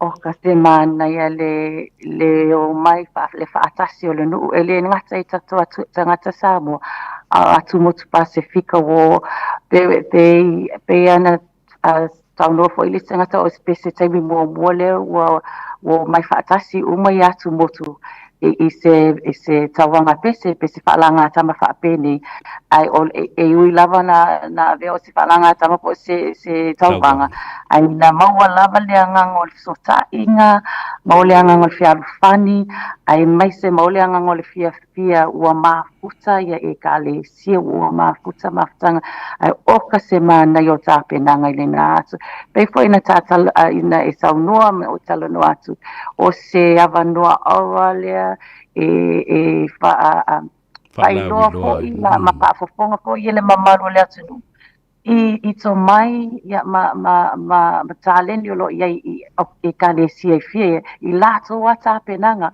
I whai pese lava ia o ka se mana ia e vi ia ele atua I nei mea uma Na ria lava. It was beautiful because no fo I nei le studio. Ma o tango to e tā nisi o clipses na o mai. It was a showcase of our beautiful, unique talent at a very high and top stage of New Zealand, and even using the symphony orchestra, that is phenomenal. That's what I took out of that, and highlights na lo umafofau. Oi I tātou, ia ele mwhaifun tātou whaatamala I a tātou, ma tāleni ua fua I le tua. Ua maali dia I aile top brass band, pole symphony orchestra, ale atu nuu atua New Zealand, e tāina I pese, ale tātou atu nuu I a tātou ngangana. Ia, e sa olele o se whaafitai le tua o le avanoa, ia whaafitai wa tua maua le si avanoa, e pei ana na uma atu le nā, ia whaafiafianga I lua malua se tolu. A wa tua na moli mana o ia le toa tele, toi whaise sivia, ia le o talia e tau talusanga, ia lea o le a toi anga I fo I le o tāpena ia le au whaipesi, ia whaatasi ai ma le New Zealand Symphony Orchestra. O I ioi ma si au malato o lato toi fia, a whaafiafia tato tangata ona o le matango fie male fia to alangona fo ia le autala au le the instruments ia nei palangi to au fo mo to I ofa lato I le fia male o sanga na lato langona ina I tato tangata e ta atu le pese ai Basi atu ele masani ia nei palangi ia vai ta ia la au ia ele masani se longa to uma le pese to alangona la ia pese pati a ole mea le na tupu le na po oka e faile tau pati to pese to fe to si siva ele mawale na me ole sito ina if I may fase fulu tau sanga talu na ta ile New Zealand Symphony Orchestra if I may o se highlight lea ilona ia toi wa as a musician to alanguna ia toi va ai ona mata le fio tangata ia ai matua ite lato ile wa langi nga le pese le whaafitai matua I opa lato ia le sau ai sau leo pega le au fai pese te ele masani ai lato o se mea e mo lato I o ta un to ina na over mar fasu tau sanga talu na tale the New Zealand Symphony Orchestra the highlight of my life o sto ina la alu le spitus hulon tau sanga so se mea whaafitai lea tua I o tato tangata lea we've given him that experience. Absolutely. And now the groundwork has been done, the foundation has been laid, and most of our indigenous music have already been noted. Wa umana whai music charts. O lona winga. E alu sisi ke miwe whalangua kāma. I se album a koa lava o pese tuai. Whaaleanga nu o Samoa. O e mita ilo taloto mo le nganga. Ma whaafitaia fo I o tau a meise lau fionga ma lau tau komiti whaafoe. Mo le toi fangu waila ia leo langona. Who wouldn't want to be part of that journey, and showcase our voices, indigenous knowledge? Well, because our indigenous knowledge was displayed in our indigenous music. Yes, and just we've got an opportunity. I'm not sure what is sila fia sa via o le masina fo I uni wo mo fo le avanoa le a po le au fai pese I Sydney o mo le avanoa tata le Sydney Opera House, so the Sydney Symphony Orchestra is going to hear mana moana to e whaafaponga nei Australia I tātou pesenga ia whaaponga fo ia tātou pālangi I Australia tātou whātunga tātou pesenga o le a pese ai au whai pese ia tae ma le Sydney Symphony Orchestra ia and o se whaafitai fo I le atua ona we're the first Pacific group to headline at the Sydney Opera House, and this is the concert theatre. So we were able to push that. Ole na amata mea o kilangi tamaki makoro with Back Arena. So e se avela wato. Isi se avela wato na malo ke kai kola wako. Yeah, we've opened the doors. O leo wa tātou te tāla I da nei le whai tu toa ma o sida fo isi atu no. Ma isi fo I atu moto o le Pasifika. Wape, ia vai, le o mai mo mua fu Samoa, o whao ngā le tātou Symphony Orchestra, le la o whao ngā ma le Symphony Orchestra Sydney, a Australia. O ni awa noa, ma tau tia wha auro e nei. Ia te tala mai, o tawala mai whaamrianga le tō ma le musmusunga le nganga. Ia tātou musika, wamana tō tātou musika, pe au nau whai atu. Na tūsia ma wawane ma manu ai o tātou tū maanga I whanua o mea sa tutupu o le tala whaasoropito. Ai o foi la le teimi e usu ina ai malangi ina. E te langona lea nganga e pai mai. E ui ala I istinga te le malmalama le tātunga ngana. But I'm sure they feel what the song is about and the importance of bringing back that song to life. Yeah, esta olele en o le singa luenga tele na mato o le sa ili po o le atonu ale winga na tusi ai na pese o la tongu na o la o a fa na ngona ale fai pese le taimina na tusi ai le pese na pela le pese le tama asa mo ale le suya Felice Mikael wa ata ulona tsof matai fa mai le ai o te le alu o taimina tusi al pese o Felice Mikael okay ya le a olona time fa mai olona mitanga itama am aloma fana wasamo na langi na pese ia ai ui lava le vai taimina na alu ia le mansamo le wafta nga na ali mai mansamo ai fa mai ene imana o fa apito mo mansamo amo o alu ma fana uma samo olona winga o fa pe o tama samo o pese mansamo ai toi fa asa o mai le sunga ya Felice o tama asa mo tu sala o alo mafana o samo o lo fea ngai ai I whaalanga tama ia o wala atu nu so you know ole na ngaluenga tele ia o matu osa ili po le aunga pese ia ona mawaila ia le anga pese ia mawai ele au fai pese le whaalangona le fai pese ia mawhai ai ona pese atu ia nai mawa tonu ai lo sunga savea ia le whaampangu mai le anga pese whaatai Malo whaftai, ia, saunoa I le tūlanga e whaalawi loa I fo il whangatia, ma le whafonga mai le atunu, ia le pora kalambe, o a whea e a matai, o le a le malanga lea, ia mai mana ia fo lea. Ua whaanga, tu ono o le tātou le tio, ele ngata o se platform and social media, but we are also a grounded international radio. A pepe umala isi ala leo matulanga o platforms matulanga whapena social media. The Radio Samoa has a frequency to broadcast 7 days, 24 hours a day throughout the year.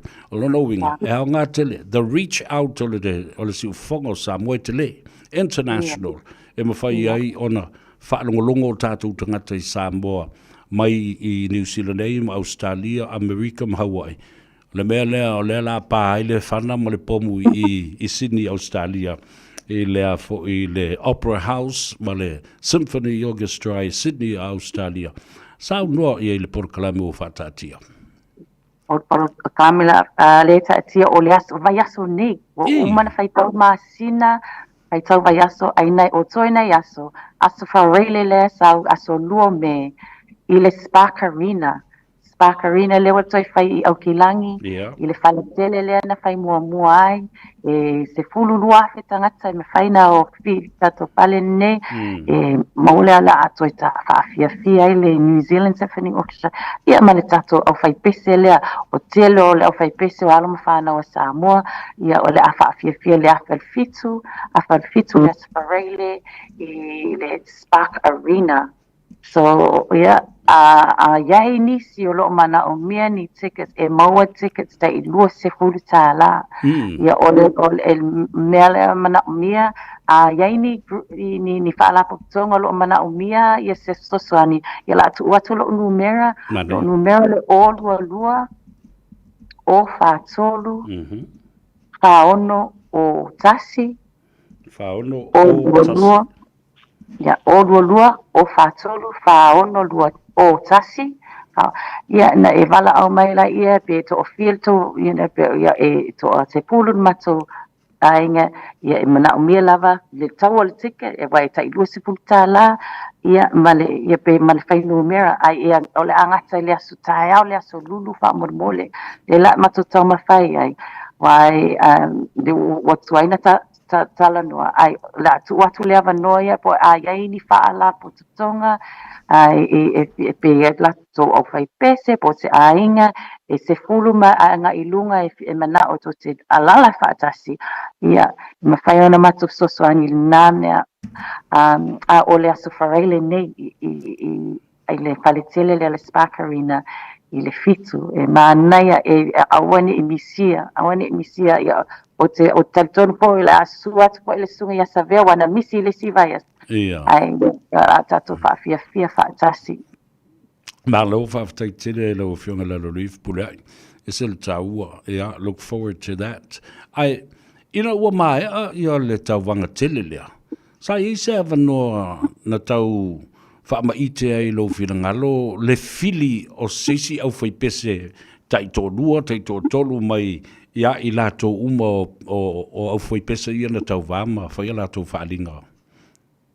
I le mea lena whai al tauwanga pesa musika moana. Yeah. Yo dawo na fili mai ai nisi tangata pai pese lewa iai lewa a fia. Ola au whai pese lena iai na pena o le luas fulu au taimi nei lewa whaatele ina le au whai pese au kilani. Whaase fulu tangata.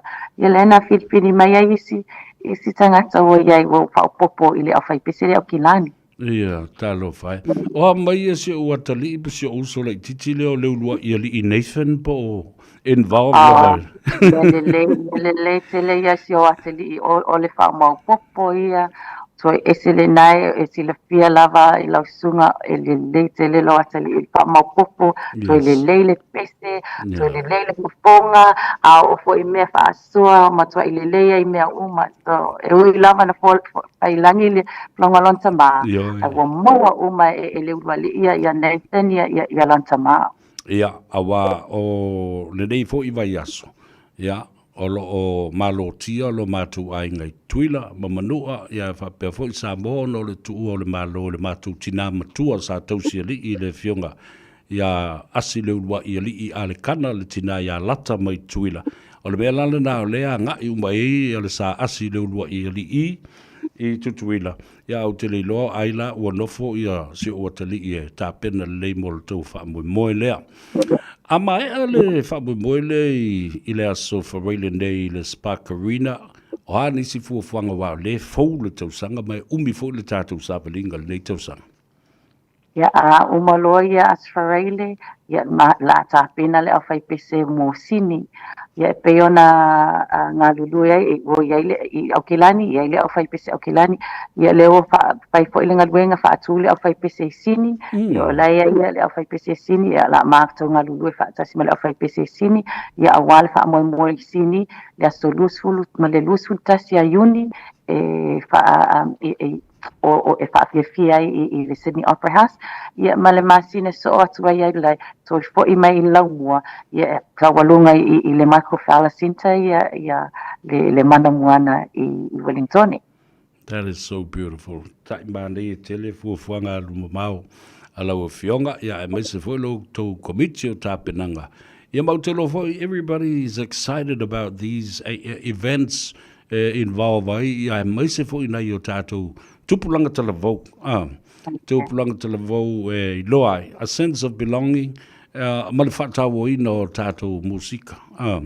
Ia, ai avatu le whaamalo, e sisi vaenga te fia sauno iai, o lea la mua whaamanino ale tātou. O ale mea tau sanga atu, a lava mai al tatu le maru tatu Samoa, i le poles whalei le oka se mana ia, la e tawanoa tele, le avanoa tickets o iai, ai ia spala putongo lo mana o miso swani, ia lato no whaatasi, ia mai maua ia tickets nai, le tai luse fulu, ia longo mai, ia longo ngala au mai, la ngā lulu ele au na nei, ai whaafetai lawa i lau sunga sa vea, mo le avanoa whaafetai po i le whaafonganga Samoa, i whaafetai mo talusanga, wa matu taritonu e le mawhaia na whaia se mea, pe au noa ma talusanga ia, ai mai se le ngā luen mai o le angang whaia, whaafetai.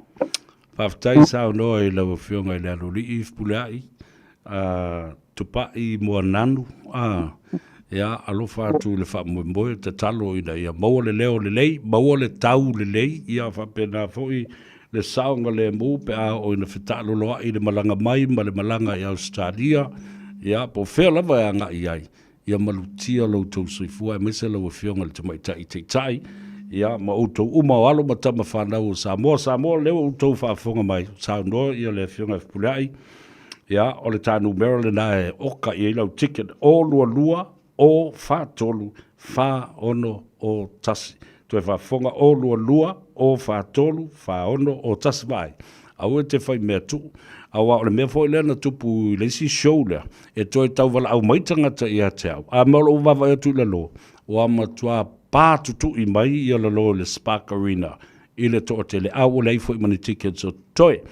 Pulai, manuia o Faiva, tātou whelo i pēr, anga le tua, ma maua le toa whāma le whautanga, i a lavu papale fo i wāle mea o le onga o nei mea o pesi.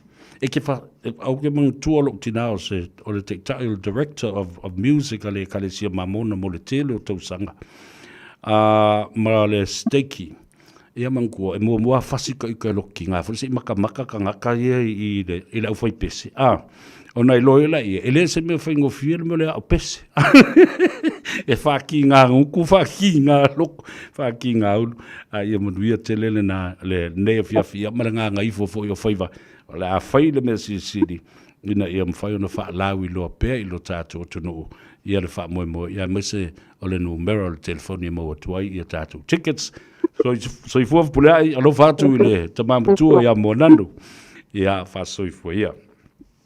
Ia le nasa mo, ua mai ama tau lunga atuai fo le talanoanga ma le fionga le tumaitai whai pese, wha mau popoina, music director of Mana Moana, signature choir for their event that will be happening on this Friday at 7 p.m. in the evening at Spark Arena in Auckland City. Tai mani, ia ra to mafoi lava fo ie, e su e se hava noa, e oi fo ie lango sua. Fatalo fatu i le, au fai pese le na signature choir, ia masui uma i maole leo le lei ia o le a whaatino ai le nā whaafianga. I le as whareile a sau nei, i le tau le tu lai fitu, i le Spark Arena i le taulanga whaatau i Auckland City. Telefoni ia le fionga ia whapule i te wala au ia i sau numero, i sau ticket. O lua, o whaatolu, whaono, o tasi. 0224344601. Ia, e lua se fulu tā la le tau le ticket. Ane ia le nā wala au iai, ina ia mauai ia se ticket, mo oe male ainga. Ia, whapia nāo na tātou wofu i tā puai. Ia, ma lango fo i lea fo i wha moe alo ma tama whanau. A lea tunu. O le ua to e luas fulminute o na tale o le tu lai ono o le a tātou wō e wawai foe. Fo i mai tātou waloloa inisi o mata upu e te tau ma ono mea ona folosia ilu ma mea whatalofa i te mamtina mātutua o le atunu. Awa o lele umala tātou whatalo folana sa wavel tātou porokalame pupu e maua le uso ia Matt Luatua.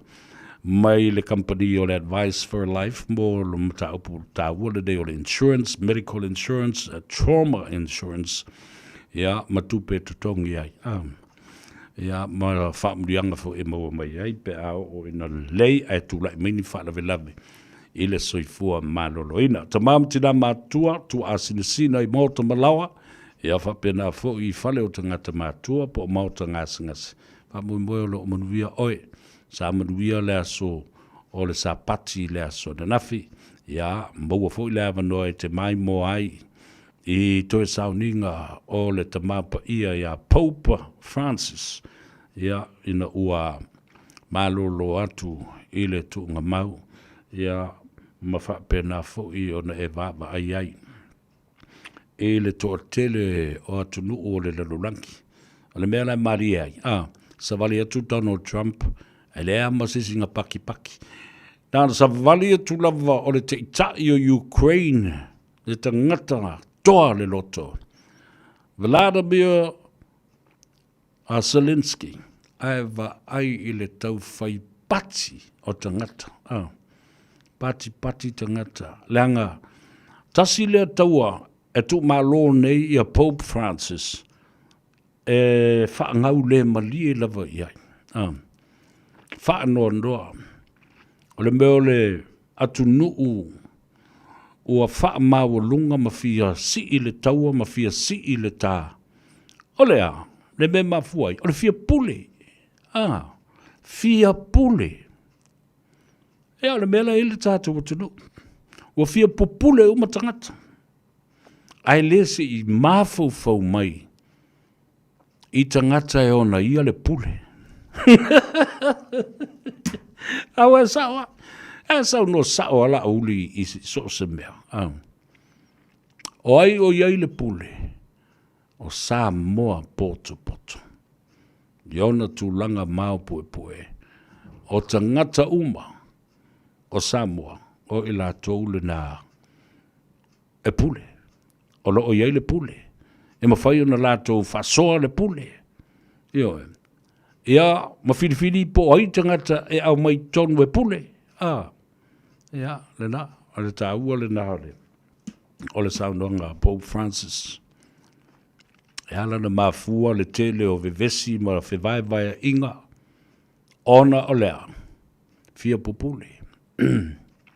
Fia pule le stangata I mea tōtino le stangata. Fia pule le stangata I le pawa o lai o le stangata. Fi nau ina ia u le pule. La la mele u tō sisila ne ia.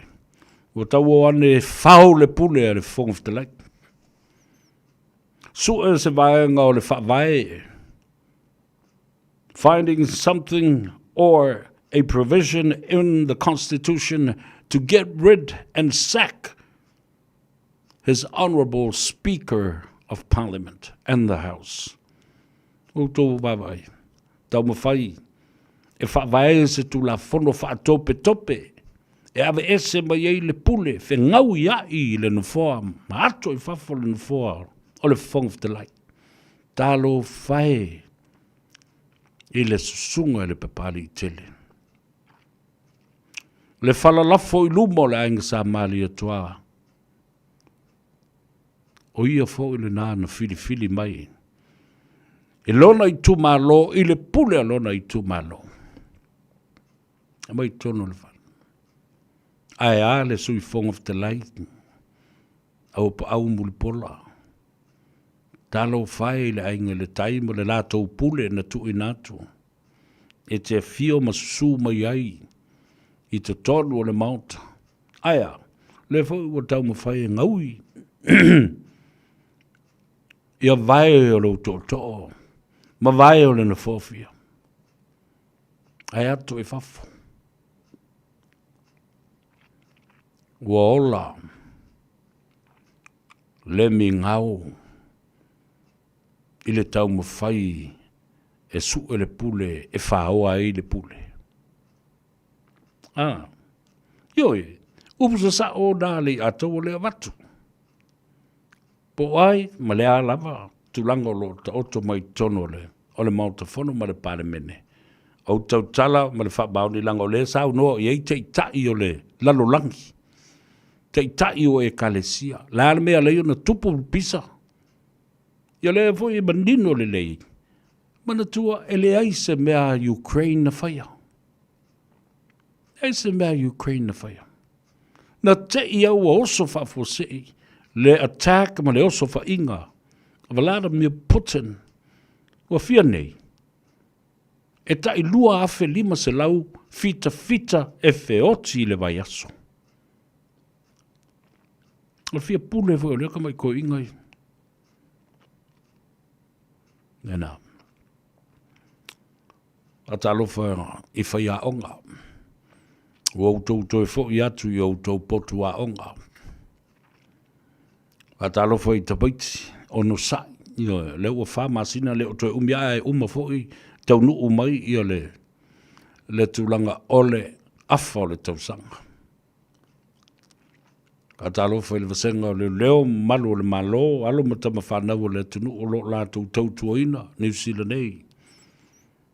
I lea fo I matafa ioi. E malu ma apa I lea tunu.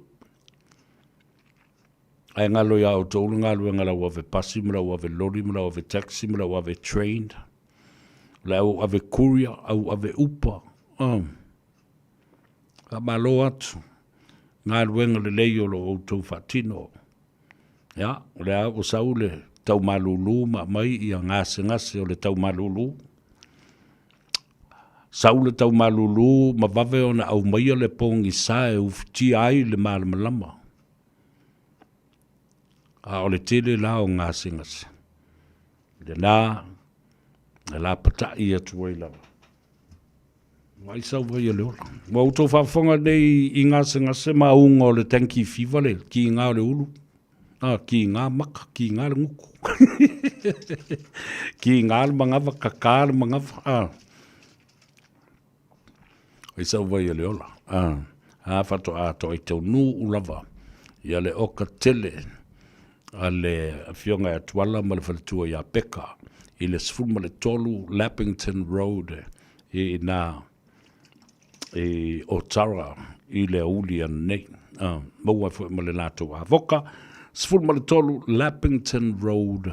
I Otara. Wafte i tele lo fionga le saoli tuala. Ia ma le whaletua i a peka ma lo tau a ingale. I e whamuria le tua e whapena fo i le tātou tina matua i a me tita. O tātou uso matua whawhine. Ya, alo masani o na mapu atu i le maontanga i funga one i lau fionga le saoli i tuala ma le whaletua i a peka. Tātou se e mai i lisi tātou whale o loa, luas fuma le lua, Templeton Place i Glendon, Manurewa. Whaftai tele le tua whine a Maria Nive, ia whapea fo il te mai tai o Mareta Sawanga, whaftai i le whaamnoina o le maota. Ia o sulu whae atu fo i ai o tātou tangata. Whia mō le vai, ma le vai avoka. Ia, whapenda fo i le uso ia whaolatane, Peter Silva, i le tātou Tasi Market, i tatonunga le mō o le taulanga whaatau, i mangele. After atu Auntie Fiona, ia whapenda fo i le sunga le whawhengainga, Reverend Larry Tupa i Lavea, ia ma le whaletua le whionga ia sau po le whionga fo i le toa Helen Tupa i Lavea. Alo tautua i le atuno tātou whaloloa le nā Mangere Town Centre Tasi Market. Tā walunga i o le tātou whaloloa muri la alo o iai i le numero Tasi Triangle Road i nai Massey au ki lani i Sifo West Auckland le Grand Market. Desa i ele Tasi Market. Ia so ia. Ia le nā o toi whaawau le whaloloa le nā.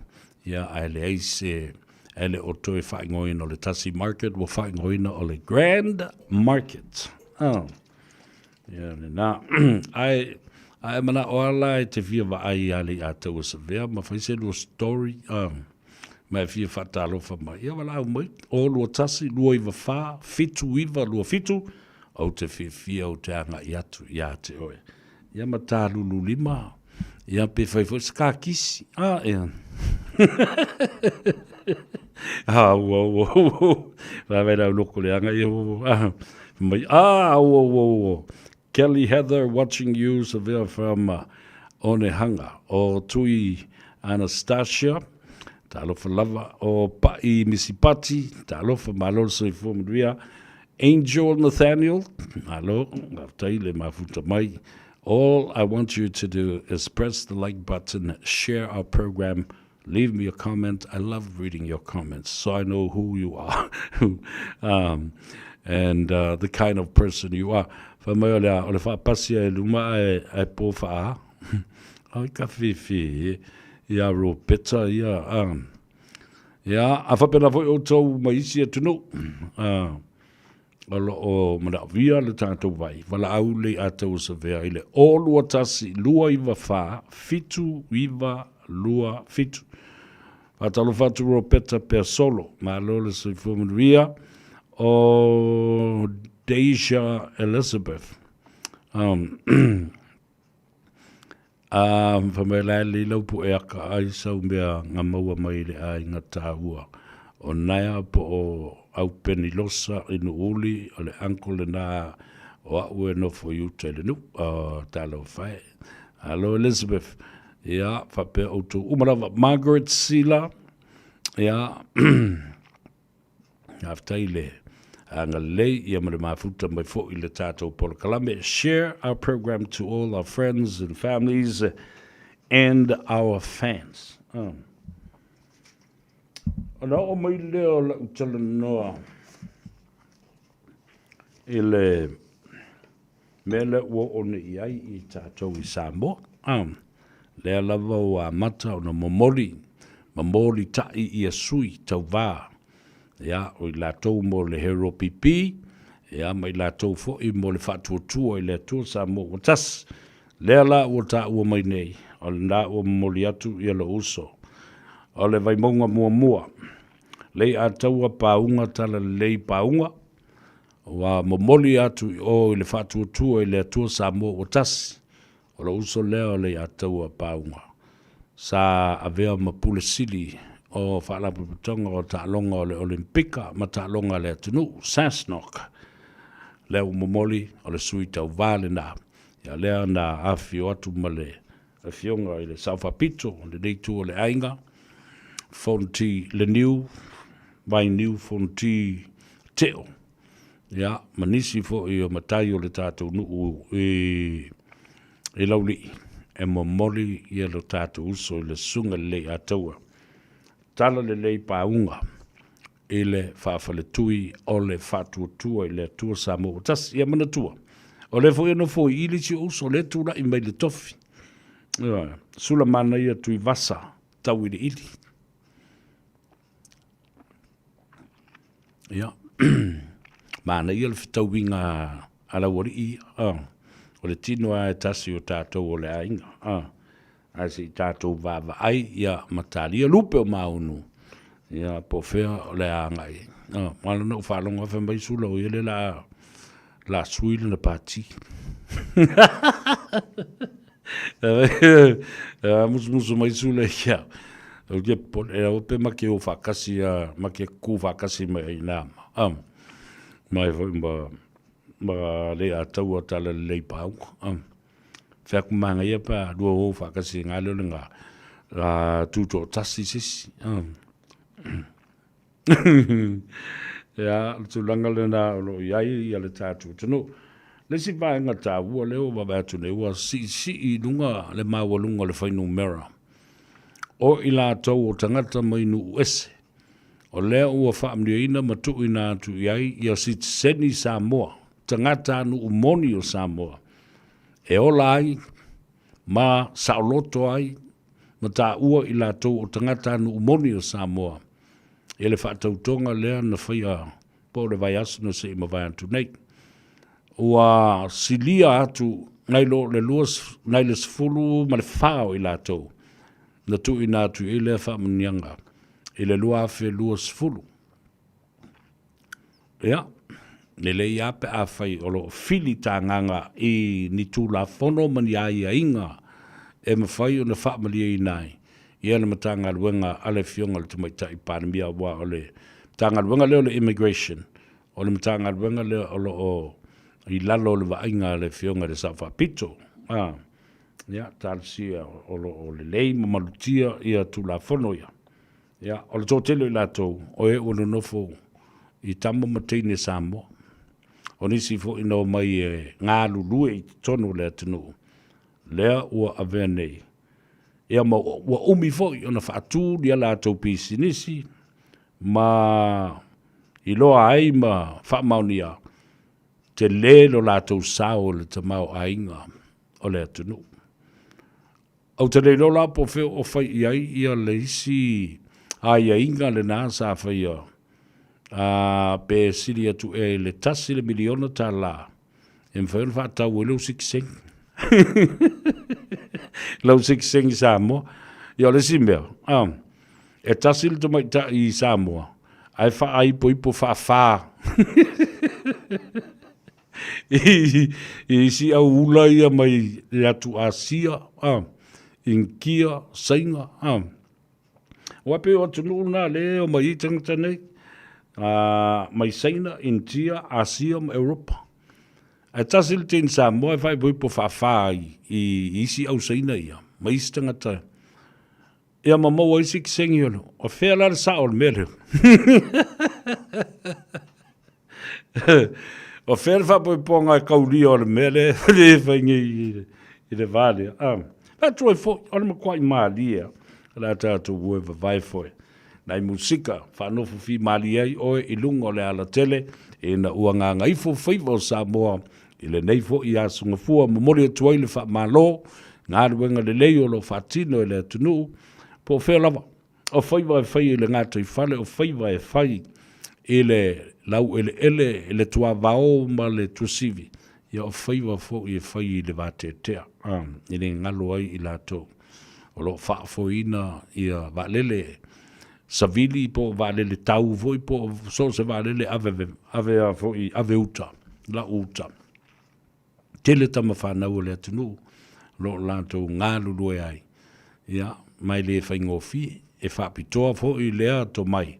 I le whaafoina o valele savili. Ia ma so se valele lava. I pailate o kapeteni o le tātou o tunu. O mori atu le nganga whaaftaimo le whamano. Awa e tele tutu a manofo i au kilani. Il malea valele. Te i awa e nimo a e toe apia i foi o i whareolo.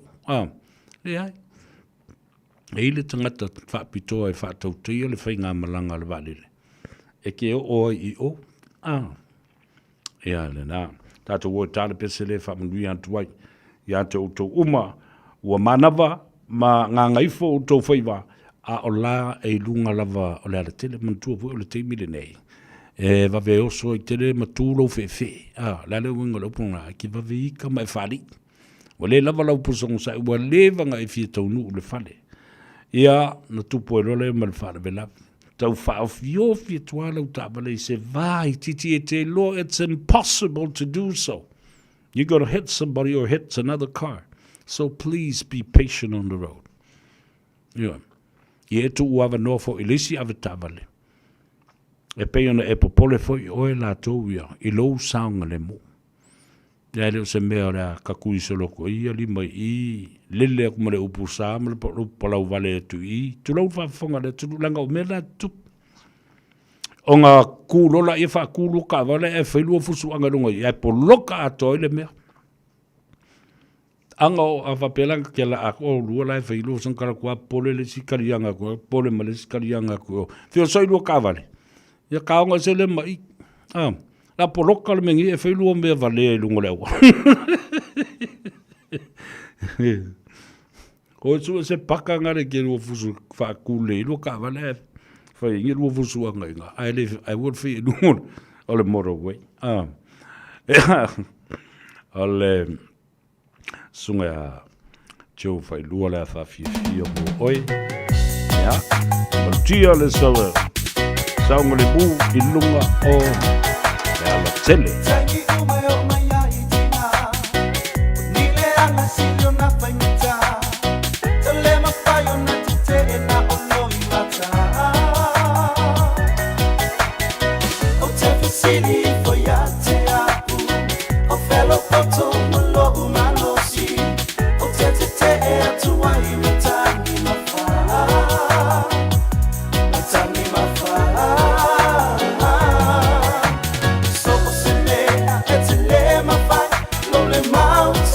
Sale vai vai, amore popole na yo fetela, o tu uma wetinga, ina umai, o a e malolo ai, le ali ilo umatai. Te sini solo itanata, o fea e un so daddy mama, ave au una lea tu olo te walana. Tu ai po o e i te mai, po o a u elefa a po mai, ua sili leoti e mapuai, o ai se tali mai. So o se mea e te le mawhai, lo le mauto no se le vai vai, amai e popole na yo vetelai, o tu uma wetinga, ina umai. Malolo ai, le ali ilo umatai.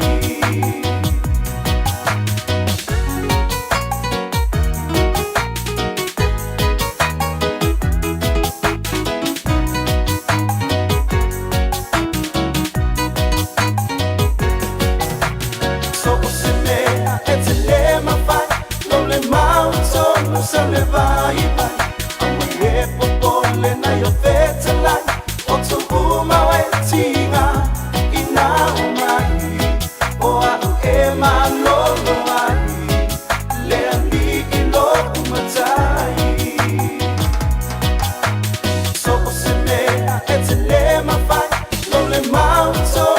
le vai vai e popole na yo fetala o tu uma wetinga ina umai o a e malolo ai le ani ilo umatai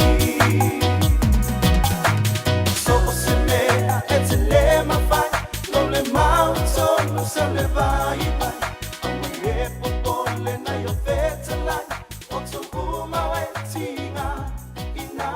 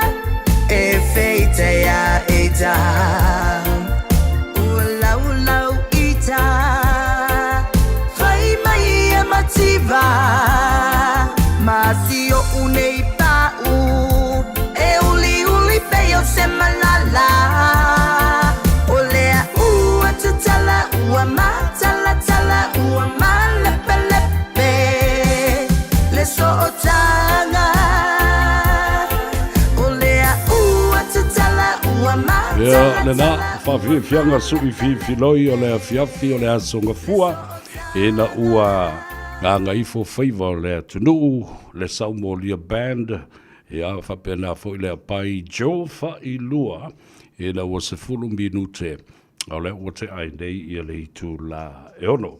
Whamalo i le ngā lulue, whamalo fo i le lapapale ma le ono sai i au tau tiute i a me se fo i le tapua i ngā anai ta mam tina mātutua i Maota Malawa a o alo Faiva Samoa i ona tiute masani. Ia whapea fo i whaasonga o le ao la tau ia. A wai tu se te whaasou i le ao. A e te whaasau i le afiafi maripo. Tala fia a wā alo ma ta mawhanau o ta mali i o le atunu ua whaeaina.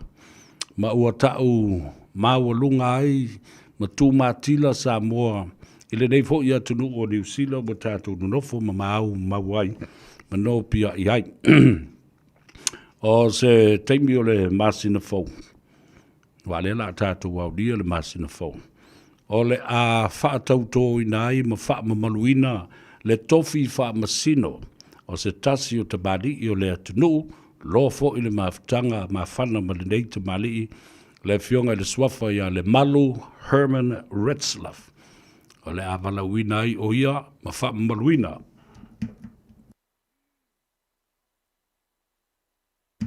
Lona tofinga o se whaamasino o le whaamasinonga whaitu malo.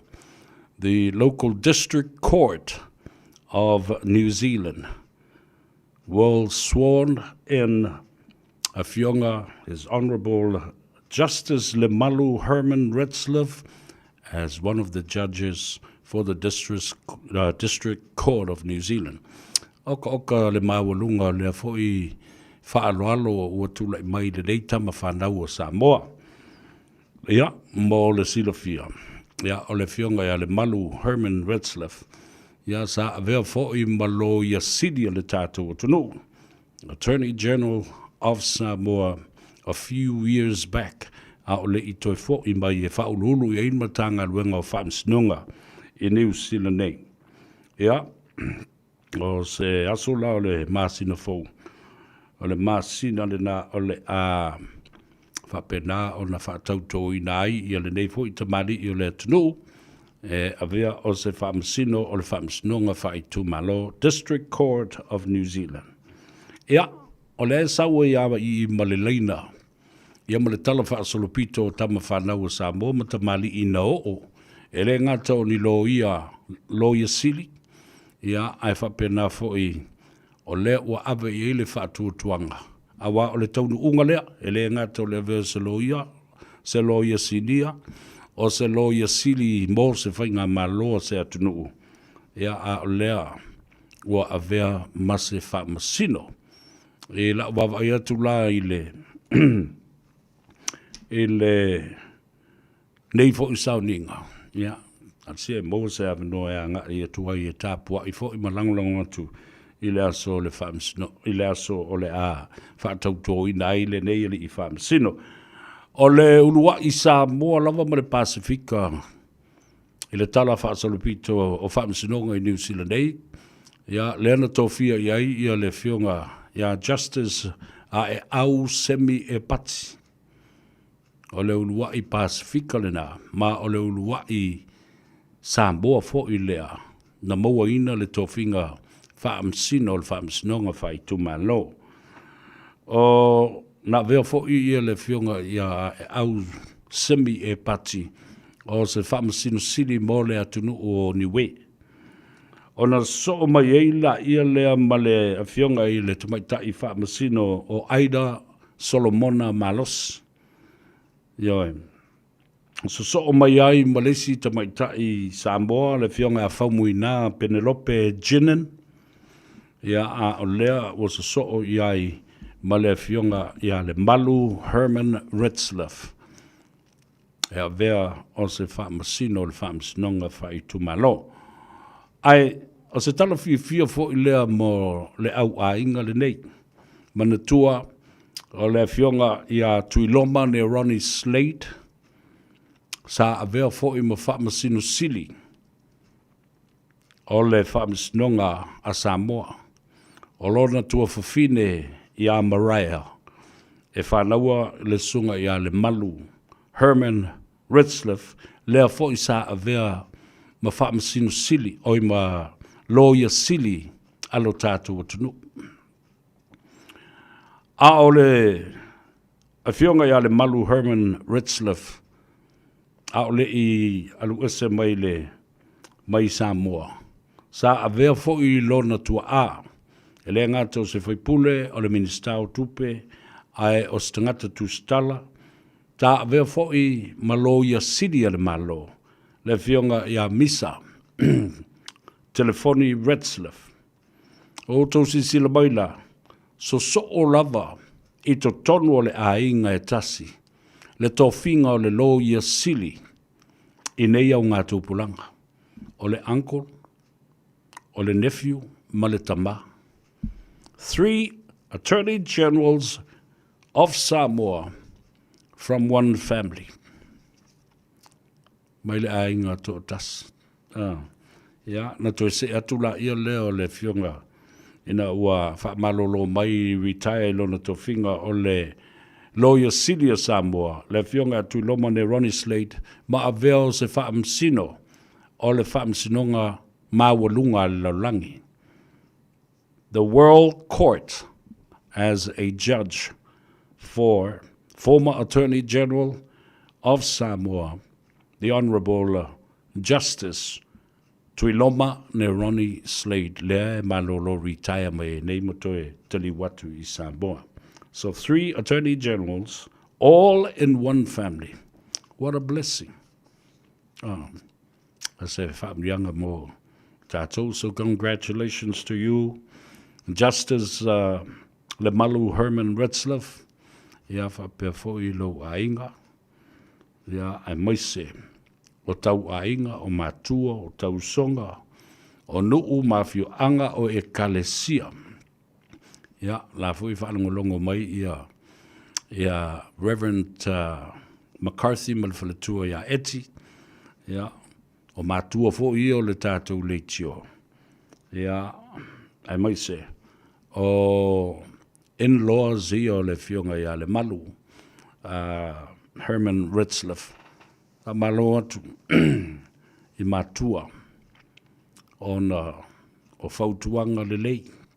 O le tausinga le lei, sa tapu e ai, ma whaafai lele, to mai ma ngā waa, o nei teitai, talavou, o le atunu. Very proud indeed. Mō lau fionga le malu, Herman Ritzliff, and the services of your forefathers, the Honourable former Attorney General, Uncle Tuiloma, Ronnie Slade, your father as the former Attorney General and former Minister of Finance, former Member of Parliament, the Honourable Misa Telefoni Ritzliff, and then, of course, my dear friend Lemalu Herman Ritzliff. Ona o mai leo lau tala doa le mata upu lea o lea o tuana I atu nei. Le aso whaapitoa mo fita uma o Samoa. Na whamna tuina nei le Anzac. Whapena fo I fita o Samoa na awe atu le taua. E Vietnam le taua mua lalulangi lefi se lau sifulma lima. Lea na tō te lei le whaita wafe maafe lātou na whasiotia. Ma umalo lātou soifua I le atunu o Turkey po take e le laumua I Kalibali. Ma le tō te leo Samoa. E ei fo I a tātou lava fita. O tātou fita na teita ia le mau o Samoa. Le mau a pule, ma le mau o tūmua. O I lātou uma lava ia tau te sila o le nofo ma tutu mai luma o le mauta o le mau I lo mātou nuu I vai moso. O fita uma tangata ia. These are our warriors and our heroes and our soldiers during the movement of the Mau movement. E moni ala o le tātou te whamna tuina soifua i lātou umanei i le tūto o tasi, ma saudinga o le tūto o tasi. Ai pei e le o mamafa, le tuina tu iai. I don't think the emphasis, and we can't, e le mawhai o na tātou whaititia le nganga whaftai i lātou nei.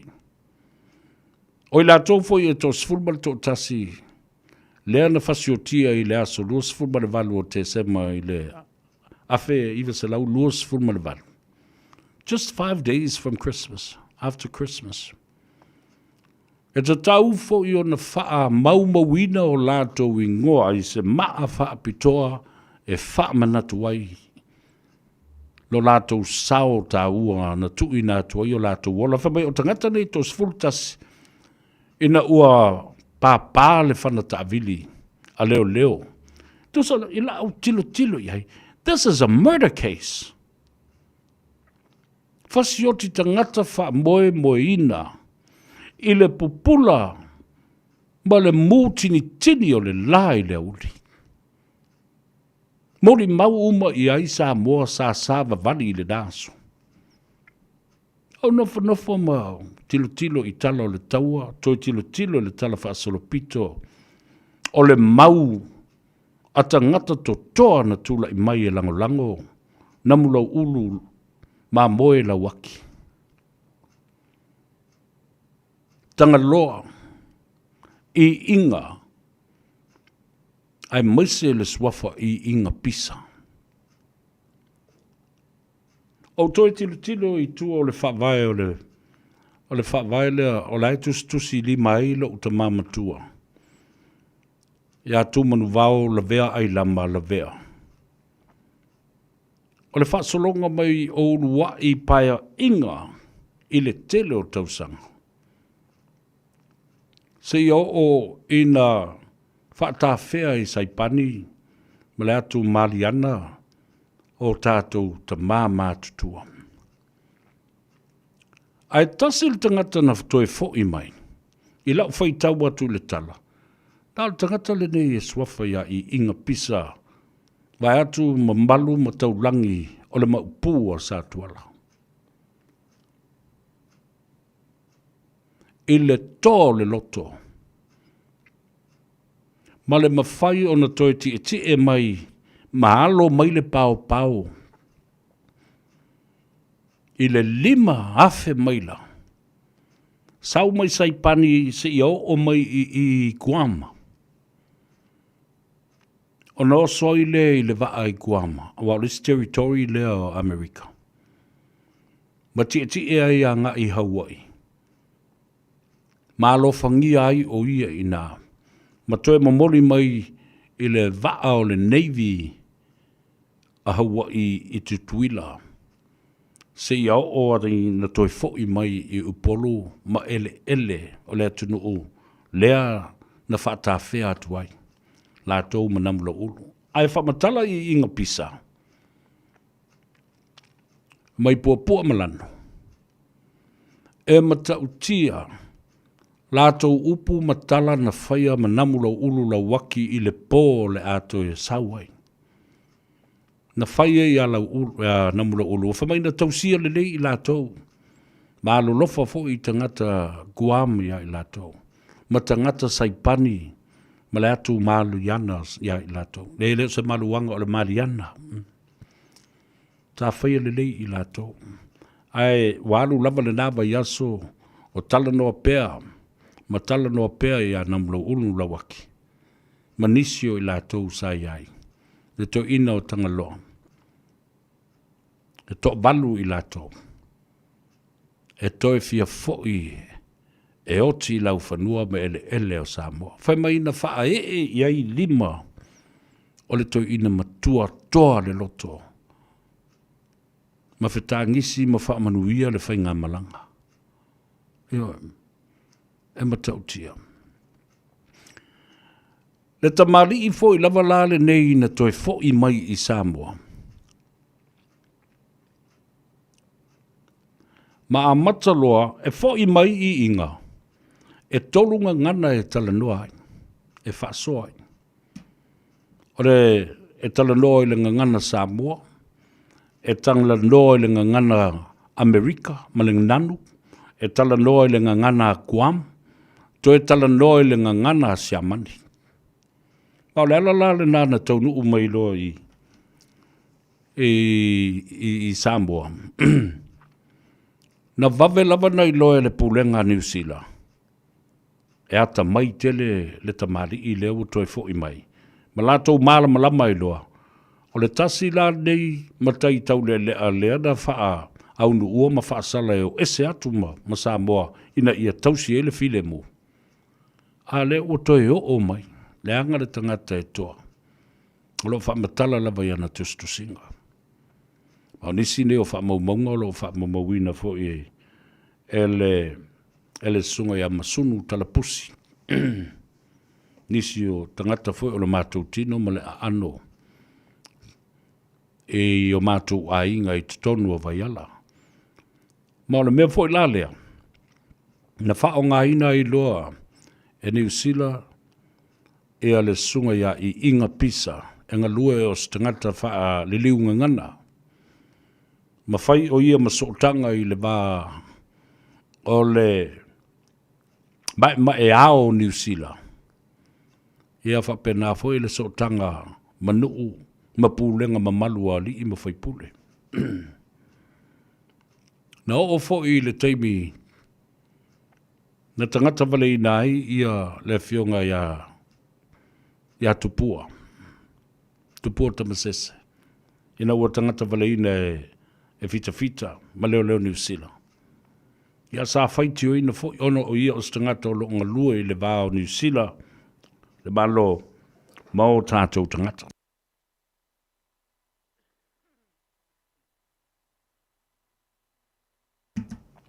Ai eilo taltonunga. Sa eile mea lofa le atua I le to ina lea. Sa eile mea lofa le atua. Sa ave I ai le to ina lea sa mafua ai. Ona tau whaafile mu mai. Winga mata ngā ma le pā a ma le sauwao New Zealand I o tātou tangata. O ia leo staulanga. Ese le mana I o tala. Ai te ua o atu le whai ungo le tala. O na toi taimi. Na mā vai ai e ta oto I lona a inga. Ma ona whanua I vaiala. E o mai lava la I le taimi de nei. O ina.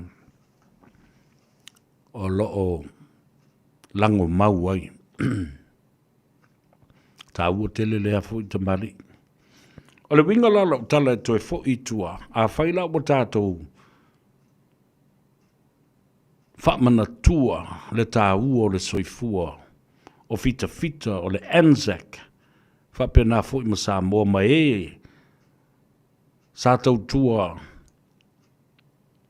I le ami a Amerika. I le atunu o Vietnam. O Vietnam nana amata mela to tau le Faiva se lau ono sfuru se saua I lava. A conflict that we never knew whether America even won the war or not, or whether it was an unnecessary war. The killing was immense. Ai tasi al tangata le tutoe nei o fita umana. Ona o le sunga le nofo. Mali e toa moli. Sa tau ai I le tau ala nā ma o ia le nā o le whaata mā fōula o iei nei ese mai le teitei whono ma le Palestine. Le fionga le sui pāremia I a tuala. Te vanga Iosefo Bonifasio.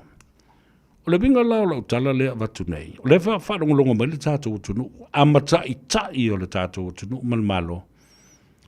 E le ngata I le fionga I le Saufapito, malana kapeneta. Whapena fo I le sunga le teitai I ala uli. La fo I whaarongolonga le lei mea tu le epa. I le tala noa lea o te watua I le teimile nei. Toi wha fo I mai le wha aloalo. I fita fita o Samoa, ma tangata anu uma o Samoa. I lona aso malo lo. Wha manatu ai Samoa, ma tutoa, ma tangata tutoa Samoa. Na la ngā le toi lalu le, langa tō tele ni whioti ma māliu. Ai nā ese tu le epa ma le chapipi, I lona malosi. Whai mai e le aise au ngā. O le aso malo lo Samoa, ma le Anzac. Ai le whaita wai. Le toto masao I la tō. E se furu ma le tasi na ua pā le whana. Ma masoe ai tupua tamasese. Na langa atu tupulanga nei, ma toa nei o Samoa. Ma wha pā u I lunga. O le tino e ufi ai le tino tupua tamasese. Awa a whamatala nei manua. Whai mai e fitu pulu whana I lunga I le tau au, wha solo atu I lalo. Tolu pulu whana I le manawa. Alu atu I lalo I lona se I wha solo atu I lalo I ona au. Iwa mana tua le whanka avili le mele whai. Nala la le nāu te mafu whawai lava. New Zealand should have been charged with murder. Malice, intentional murder, meditated murder. Fasio tangata, malama lama, fuafuaina. Malamanatu, e otiloa, I ile taitai lea, o na mapu ai leo le pisa. Au nofo mau whaitau le talaanga I inga pisa, o osolo whari. Osolo wita, Ile lea mana ia o tātou tangata, ma le ave se ina o le aso malo lore nei. Ma le mea na whaia New Zealand ia I tātou. Whasi o ti tangata fuafua ina, ma le loto iai.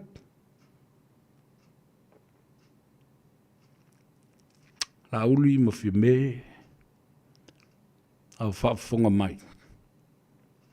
Leo wawa ia tunei e te tau na tātou toe. Fo noa le tupua ma le malai te whau. E te tau ona toe poto le maota I te whau. Toe tilo ma toe tangtanga I le tula whono o te unga o whainga panota. Toe tilo ma tangai I le pasia ina o le tala o le tupe.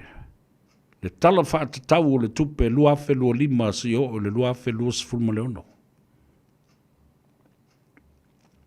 O le ale mea tu lai mai ina. E te tau o le toe sila foi. I le toe wha foi mai o se tu la fono e alo I ai. Le toe wha foi mai. O le aso malo lo e wha mamalu ai.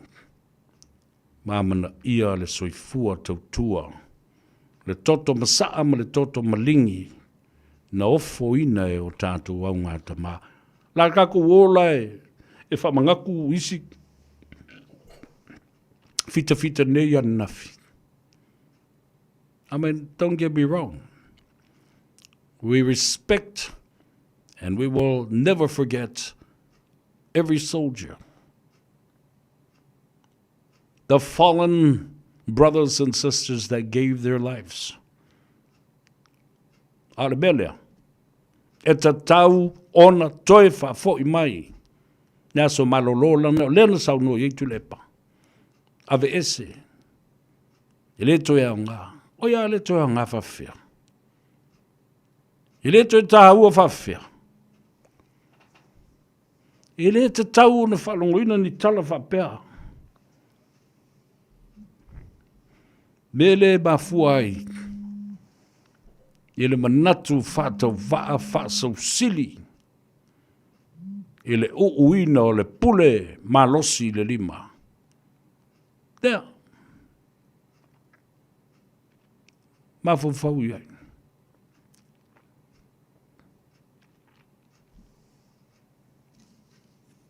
Anzac holiday in Samoa. We have to bring it back. La uli mawhime. Hapa ia se isi me tasi te lua malilia i ai. Awa o le tamalola sa whai mai leisi pito wana i loa le lei le se o le mele whai a ua ia lango ina pia lama. Le whai walu e ave le mata upu lea ma lango. E sa ili se mea ave ese ai le whongu fitela ia le o whai atu nei. O ia fi me, ma le kapeneta, whapena fo i atu le epa, ma le lato tilo le whaavai o le atu nuu. Ua whiua sua se mea. Whiua sua se vai panoa ma whai ai le tula fono o na tuli. Ma ave ese le whongu fitelai ma le sui whongu fitelai. Ana iai, wa leva o na lote le mata upu lea. Alanga le eise tangi ua whaila ina le mata upu. Na pau le tangi la ua whaila. O le whao ngā ina ele whongu fitelai, o lana ia te tau e whai ela na palota. Ma ua manatu ai, ua wha soli tu la fono, ma soli wha vai, le whai o le palota, a le fionga ele whongu fitelai. Ao se upu le mele o le whamea o le ili tu la fono i e tuli ai, ia wha te ai le whongu fitelai. Sorry wefa. Dala wha lala na e malo, e lau te whatua e lau whinaunga, e malo nei. Le whonga fitelai. To e fo i mai le whonga fitelai. Talo le fono. Pasi le talo le tupe le nale.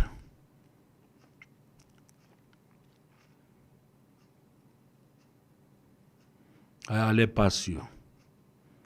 Ia le si fo i lafo whātū le nā. E whāte ai fo i fia me malana kapeneta ma le talo le tupe ua le pasio. O le mea la le nā. Tātou te tuli matai.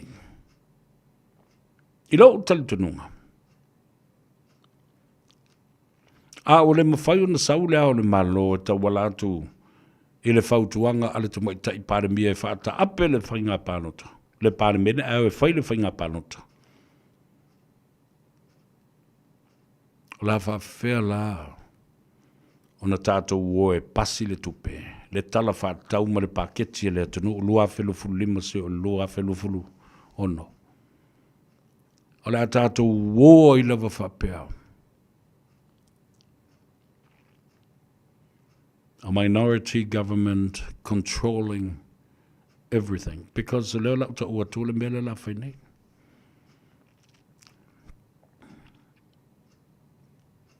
Lea la whio soi nei tūle e pamalana vaenga. Lango fia me. Ia pasia le tala le tupe. A wā a whai e le pa e lango ina. E pasia le tala le tupe. That is the end of the road. Ai a ofo i lango e pasia le tala le tupe. Lela lango fa soli tu la fono. For others to collaborate the government with the opposition. Ai mafua ma mai ni mea.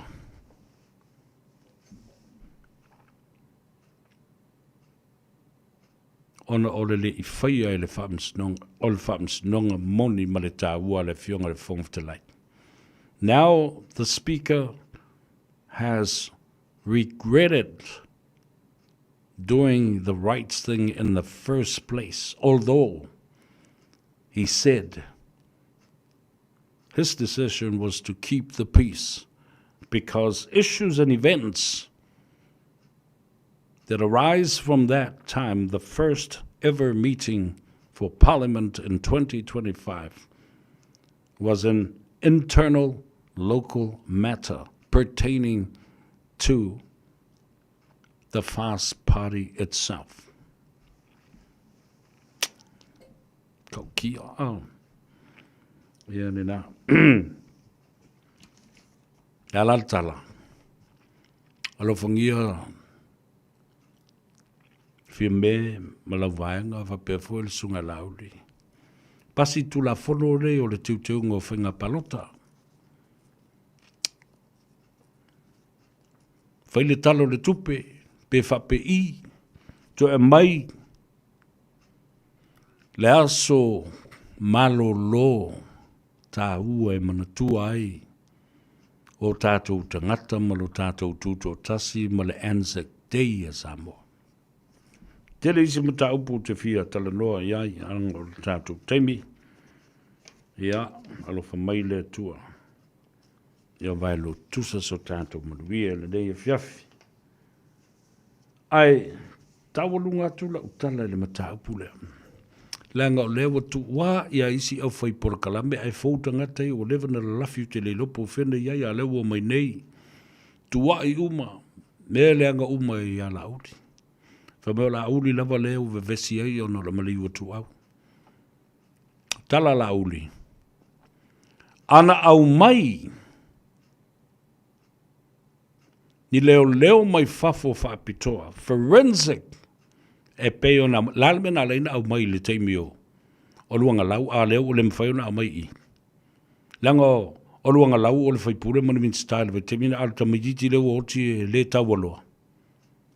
O whea la le wha maoni o nei mea. Su ele tangata na oti, ele tangata tāua ma le tangata waloa. Ai one a mai ni leo e su ino le tamaititi whaatau waa ma le lea a loa ia. O le mea le nāna tupu. E le mautu le tō whai le malo. A se sila fo iei, o le whionga le sui pāre mia, na whafonga ina le tō whai le malo, wa ave le wha mua i le su enga, ma le amatanga o le tuua, ma le o le sung o le maliu o tu au. Aia, wha lava le amoa le, a le whionga le tamaitai pāre mia, tā ofi uma me uma. Mea nana iai le matenga ma le masalonga. Ono so tanga o le tamalea o lo o masalombia lo na ingoa. Le limongi, le whaipule. Awa e whatu lau tala ana whapea o se whaipule ma masalomia se whaipule o le fast i le vaiteimi le na. Alanga na o na tau o ingo whaipule ai le ai. Ni maori mau, ma ni me whai, wa lewa na loka e tule, papa, awa lasa i ate ia le pule. Caretaker government was in his grasp, and the other hand, he was also the acting minister of police.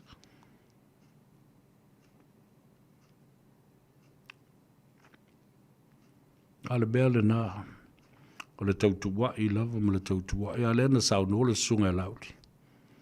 Mafuanga le na lai, le maliu o tu au.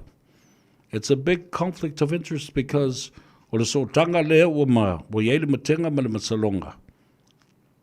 E a inga umatangata nei, wa lai o na tawhia, le au mai on forensic investigators mai fafo. Au tel ton wa leva na mau. A tau au mai fua statistics,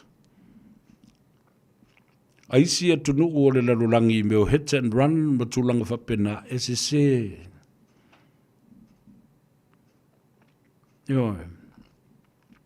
Ele ai fo i se atunu o e mauaini whawhita auri whapena e ta i se launi tangata e whioti le hit and run ai le maua. Pena al tō se furu pe tō fia. Where do these statistics come from? Te lo atunu u nei fafu. Ele atunu u kerisiano. Ele ni atunu u etelitonu ile tu. Etelitonu within their clear conscience. Personal conscience. Humanity conscience. Ele etelitonu ile tu. Ele o ni lotu. Ai tupu e los whablave. E alu al tangata la tau ia. To e mori tai o ia i luma. O le ofisa o leo leo. Ma whamatala le mena tupu a o le ale mena ala ina sola ua fefe, ua panic. A le ale mele e whai tangata Samoa. E whatutua i le tua. E whawai i le tua. E lo lotu i au sauma. Ai la vea ai le tamaititi a e sola. Whai le tua inga i leisi tangata. Le ai se loto wha maoni. Ma le loto fua te ifo. Le tangata lotu o le a alu lo e ta. Alu sawa o i le ofisa o leo leo. So you see the difference, my dear brothers and sisters, friends and family. You make the call. The people that do not understand and do not believe in God, they are non-Christians. But within their clear conscience, they will go and turn themselves into the police and the authorities. And with people, the so-called, we are Christians, we are children of God, mātou te muri i le atua, o mātou tangata whāuina, whānau whauina, ai o te ele tangata, ai musu e alueta, ai mua alu tangata le lotu alueta, ia mamori e le officer, turned himself in. Wau kwa le ofo ari se mea, e mata utia. Tele me tātou tala noa i tae au, le lau o whātuai. Alamali o tu au. Le wa umi tele o na pisai. O na ua tāwhi le whionga te mai tei pāramia le au mai o leo mai whawhoi whaile susuenga. Forensic. Reconstruction of the accident. The timeline of events. Alibis. Meo alo whanga o tangata po whena i ili tangata i le mea whena i ili tangata i masalomia. Phone records and data were living taun whaina mea. Nema whaina ave se tangata na o wipe out digital recorded datas of phone calls from the tower of Vodafone and the tower of Digicel. They're still up there.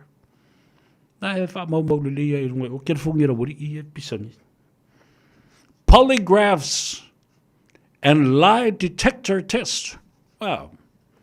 Na mo lea mai ngā mea ka fusi I mangawa. Si tātou whaonga ina ia tua I ngā tools and these equipments and who's telling crap? Who's telling lies? Lying through their teeth. Maualele.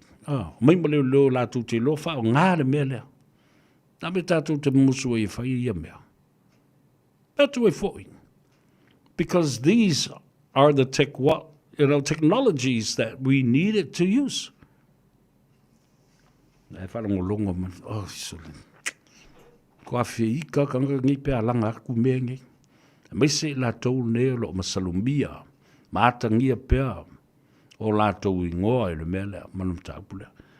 Wal mea lea nā o tup, o le tala la uli. Kua tele mori mau ma mea whapena e avelele. O lātou wā vāle na. Ma ua tala noa I la uli whapea o lātou, wa ia le whatuoto ina le ngā ruenga leo leo. Na mā fua I loa.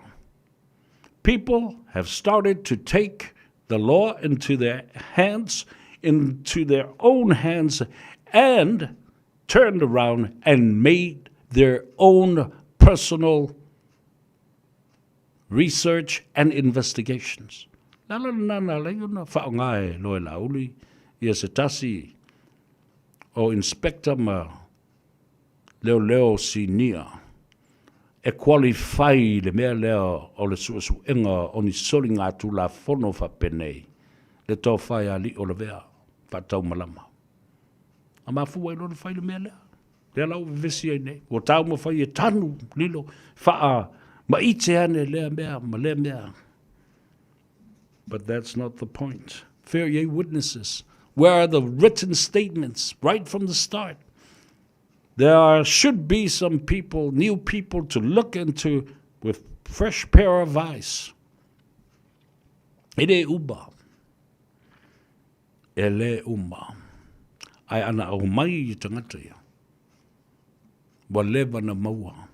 And I think for a fact that these people are scared because at the end of the day, o tangata ia na masalumbia, ma ave I ai tala ma mea whapena. Ia wala e malama le recommendations na mai, la nai ta ua I tele, le toi au mai o le lipoti li o la vea, whātau malama. E whātusa ma li poti ia na whaia mua. Ma nisi su enga muli na whai atu. Awa o te tolo li poti le na whātau malama, alo o iei recommendations. O i tangata tauna o e loka mai. Ai watu iei whautuanga, ma le tua lalo o le whai unga li poti. Ai sau de tali. O le atuli oe, li o, ai mai sau I o le a whailo whaamsino. Yeah, anyway. Yeah, wala vai, na tala. Tai au le siaso tātou whiloa I le lofo mleanga le lei o le tua. O le ave pasi, o le pasi moe, o le ala whaatalia, o le waa moe. O le sunga ia sau, seu si ufanua. Alofa tele mo oe, whamangalo fo I se leo le uauna, suanga le batele au mai avatu. Whaatupu manatu ma whaite, manatu I mea lo tutupu mai ma fia I la ngona o tangata ma I tātou uma. Lei a seisi le o a fia I nei mea. Ma la ngona ai le ti ngā. Ma le wha noa. I le tuai ma le umi e le maua. Se tasi ma se toa ma se tali. E wha mautu ai la ngona o tangata. Because we're on the boat of the uncertainty at this point. Uncertainty with the law, uncertainty with the Constitution, uncertainty with Parliament. Le mautonu le upu le nā. Wanu me le tasi le popularity le woye.